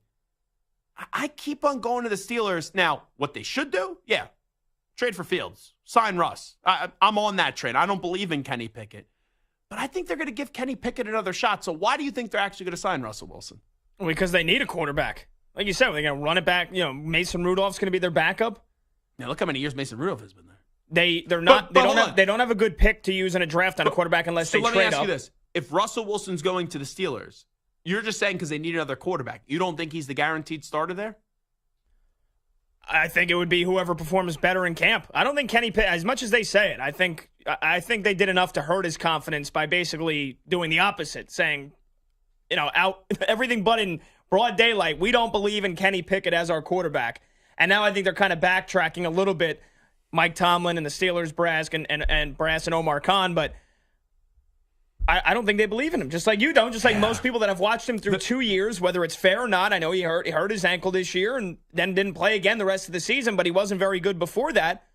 What are they doing? They don't have, like I just said, they don't have a good enough draft pick unless they trade up to move up in the draft. They're not going to draft a quarterback, so you're just going to hope that Kenny Pickett has the year of his career. It sounds stupid, but yeah, that's what I think they're going to do, because I don't think Russell Wilson is going to Pittsburgh without the assurance that he's a starter. Like, I think if he signs there, he'll be the starter, but I think he wants the assurance. And for Russ, I think you got to wait a little bit. You got to see what dominoes fall. Like, Kirk Cousins is going to determine a lot for other teams. True. Because let's say if Kirk Cousins re-signs in Minnesota, then Atlanta could pivot to Justin Fields. But if they can't get Justin Fields, then they could pivot to Russell Wilson. But if Kirk goes to Atlanta, then that creates a vacancy in Minnesota, and I'd be surprised if Fields gets traded to Minnesota in division. And you could say you want to move up in the draft, but what happens if you move up in the draft, or you try to move up in the draft and you can't? Like, Minnesota reportedly tried to move up in the draft last year for Anthony Richardson, and they couldn't do so. So what I'm saying here with Russ, I think a lot of times we grow accustomed to, free agency starts next week. All the big deals are going to be done within the first 2-3 days. With illegal tampering, you find out most of them anyway. But usually by Thursday, we know where most of these guys are. I wonder if we know where Russ is until after the draft. It seems like a long time. And it could mess it up because you want to get that quarterback the playbook as soon as possible. But a team may have to see bare minimum a few dominoes fall. Maybe it goes up until the draft. Maybe it doesn't. But they're going to have to see a few dominoes fall before they go, all right, we're pivoting to Russell Wilson. Well, you want him to learn the playbook. I think you could learn Matt Canada's playbook in about 3 days, because I think it has about 4 or 5 pages. That's about it. Well, now they got Arthur Smith in Six-year-old with a box of crayons can make a better playbook than Matt Canada. Did Matt Canada land anywhere? I'm gonna I know we got to take a college job, and like you said, Arthur Smith ain't any better. Mm-hmm. I can't wait. The Steelers fans have been so tortured. They're gonna have to hear how Arthur Smith doesn't use Deontay Johnson and their best weapons and George Pickens because he's smarter than everybody else. So let me just double check this. I don't want to give false information here. Let me just get the Matt Canada page up here. Matt Canada, I don't think he landed anywhere. I don't have him anywhere. So it popped up LSU, but I knew he was at LSU. I didn't know if he had a reunion. But Matt Canada right now, from at least what I've seen, does not have a job anywhere. Who was the guy? Oh, Adam Gase. Like, Adam Gase has never resurfaced anywhere. Remember there was that rumor he was coaching high school team, didn't he? No, I think that was a fake rumor. I think that was like a report, like one of those reporters, like Ball Sack Sports. Yeah, or like who's the other guy, Wes Steinberg or something. Yes. I think someone threw it out there that's where Adam Gase was going to some high school, and then it ended up being a joke. So, I don't know if Matt Canada is anywhere. Of course, you go with Ball Sack Sports. Oh, it was the other one, Buck Crack Sports. No, okay. This is where we're going to take a break here on the Zach Gelb Show at CBS Sports Radio. This isn't Boyle's 3 a.m. Eastern time show. We got kids in the car right now. Hey, I'll be on 2 to 6 p.m. St. Patty's Day. Oh, Eastern. are you? Yes. But I thought St. Patty's Day was a big day for I'm you. going to have to, I don't know, I'm going to have to alter my habits, or I'm going to have to be go out at night. Okay. I had to do New Year's once. I filled in for the legendary Scott Farrell. Like, as the clock struck midnight on New Year's Day, you were on the air? And you got out at 2 a.m. Eastern time, and people were still out. Some of the creatures you must have saw that night. That was an old Zach Gelb, or should I say a young Zach Gelb. But those days are long but over. Man, I'm cooked. I'm washed. Not even 30 yet. I'm washed over the hill. Latest CBS Sports Radio update with Patty Boyle. CBS Sports Radio. Sports Flash. All right, Zach, Steph Curry's MRI on his right ankle has provided good news for the Warriors. He's not expected to miss much time. Curry rolled his right ankle in the final minutes of last night's 3-point loss to the Bulls. The Dubs are fighting to move out of the play-in tournament. They're currently 9th in the West. NFL, after being released by the Broncos, Russell Wilson had an exploratory meeting with the Giants yesterday, but a much more formal one with the Steelers today. Elsewhere in free agency, speaking of the Steelers, they're releasing 8-time Pro Bowl corner Patrick Peterson and wide receiver Allen Robinson. The Raiders are releasing QB Brian Hoyer. The Patriots are re-signing tight end Hunter Henry to a 3-year deal, and the 49ers are re-signing right tackle Colton McKivitz to a 1-year, $7 million deal. College Hoops, University of Washington has informed head coach Mike Hopkins he will not return next season. Hopkins made one appearance in the Big Dance in 2019 when the Huskies won the conference title. They have not been back since. They're 17-14 this season. 17 conference tournament games in action today as teams will move one step closer to punching their tickets to the Big Dance. Indiana State and High Point, a couple of dangerous mid-major teams. If they get in the tourney, they both won today. William and Mary's moving on in the CAA tournament, as is Longwood in theirs. I'm Pat Boyle. Hey, it's Amy Lawrence. Be sure to listen to CBS Sports Radio at home. Just ask Alexa to play CBS Sports Radio. CBS Sports Radio.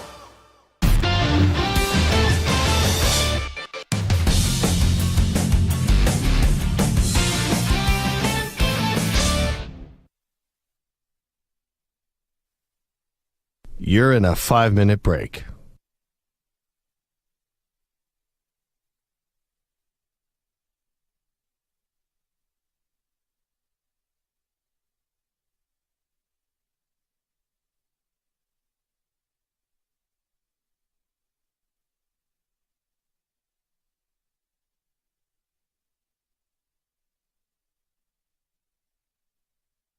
Four minutes, 30 seconds remaining.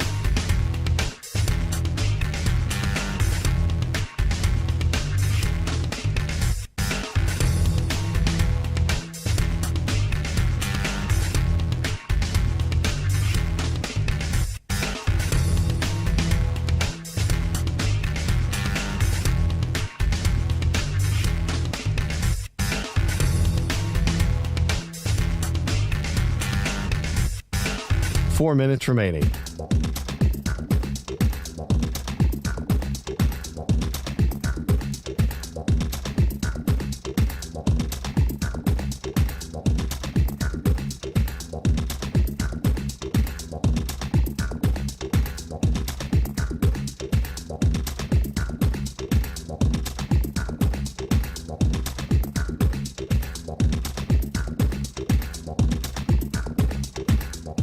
Three minutes, 30 seconds remaining.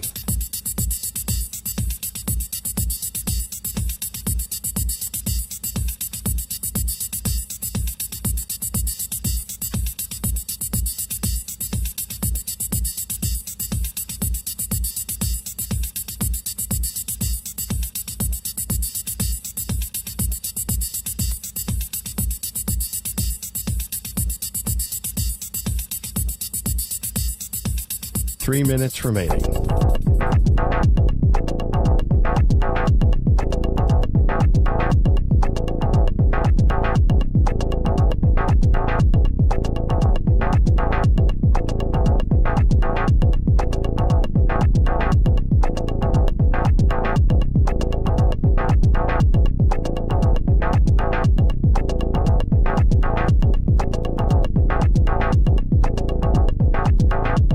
Two minutes, 30 seconds remaining.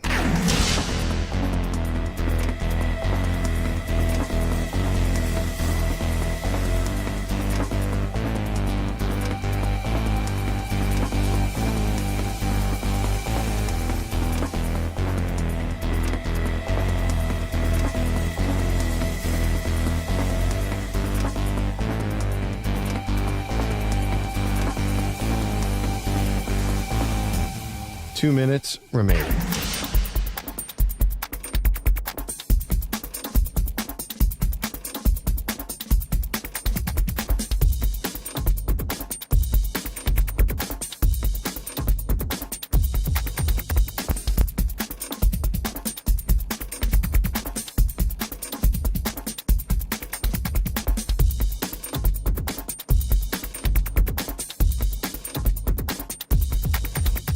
One minute, 30 seconds remaining.1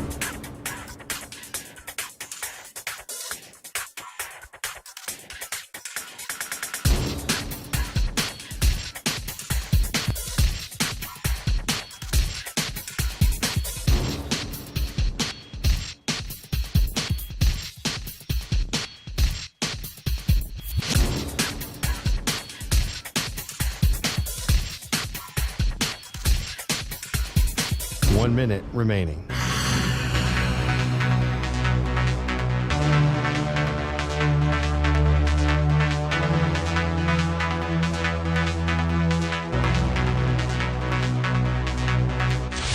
45 seconds remaining.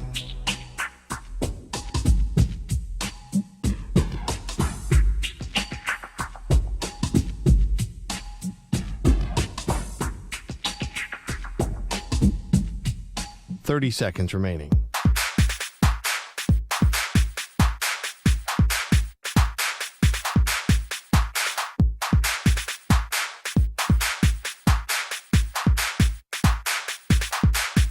Fifteen seconds.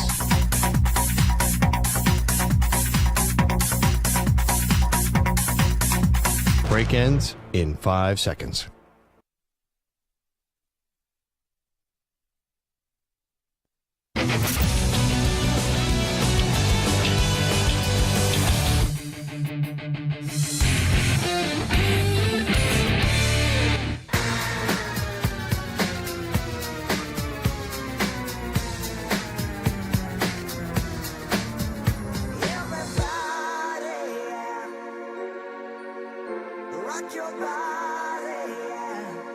Hey, this is Howie. And this is Nick. From the Backstreet Boys. And you're listening to the Zach Gelb Show on CBS Sports Radio. And guess what?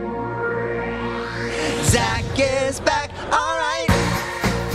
He's live. He's nationwide on CBS Sports Radio.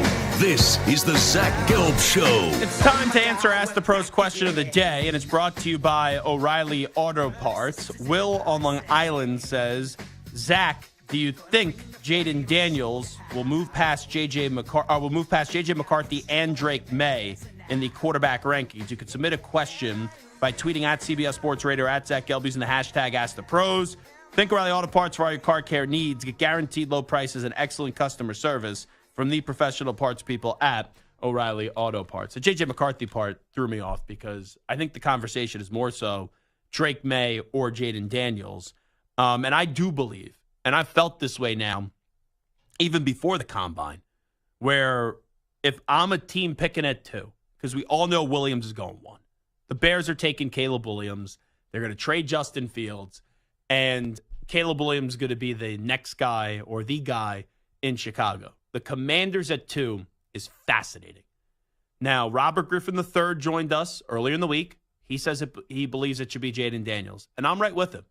And I'll be hoping that the Commanders take McCarthy or they take Drake May or whoever it is, because I don't want McCarthy or May at 3. I want Jaden Daniels for the Patriots. And that's why I was annoyed when the Patriots won some games at the end of the year, beating Pittsburgh, beating Denver as well. I just think Jaden Daniels, outside of Williams, from a quarterback standpoint, has the most upside in the draft because of how much better of a rusher that he is than all these other quarterbacks. And then also he was still able to throw 40 passing touchdowns this past season while putting on 1,100 yards on the ground and pouring that on defenses. Now, he had some great wide receivers at LSU, starting off with Malik Neighbors, and then you have Thomas as well, but you're not going to necessarily have that right away in the pros, but you could go get a number 1 wide receiver. And we've seen teams, whether it was with Jalen Hurts or whether it was Tua Tagovailoa or Josh Allen, put their quarterbacks eventually in positions to succeed wherever they did go in the draft. But I did see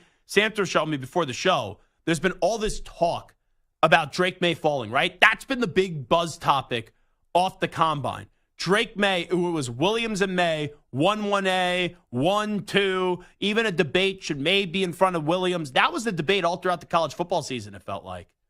But in the last week and a half, 10 to 14 days, it has felt like, from a conversation standpoint, that Drake May is going to go the earliest, the 3rd quarterback off the board. And most people agree with RG3 and me that it's going to be Williams 1, and it's going to then be Jaden Daniels 2. But from a gambling line, and since I am an alum of Temple University, maybe I know a thing or two these days about the gambling world, which I don't really have any inside information. And no, it's not me that may be getting a few tips with the Temple basketball team. But from a gambling world, Drake May, with all this noise and all this turbulence, and it seems like he's falling, he's still the betting favorite to go to number 2 with the Washington Commanders. He's at minus 140, where Jaden Daniels is at plus 120. Now, I quickly go back to that 2018 draft, where he had 5 quarterbacks go in the first round. At least we know who's going 1 overall. Until a few days before we found out it was going to be Baker Mayfield, no one knew Baker Mayfield was going to be the number 1 overall pick. Wasn't talked about a lot. A lot of people thought Sam Darnold was going to be the first quarterback. So you saw Baker go 1, Sam fall to number 3, which ended up being the second quarterback off the board.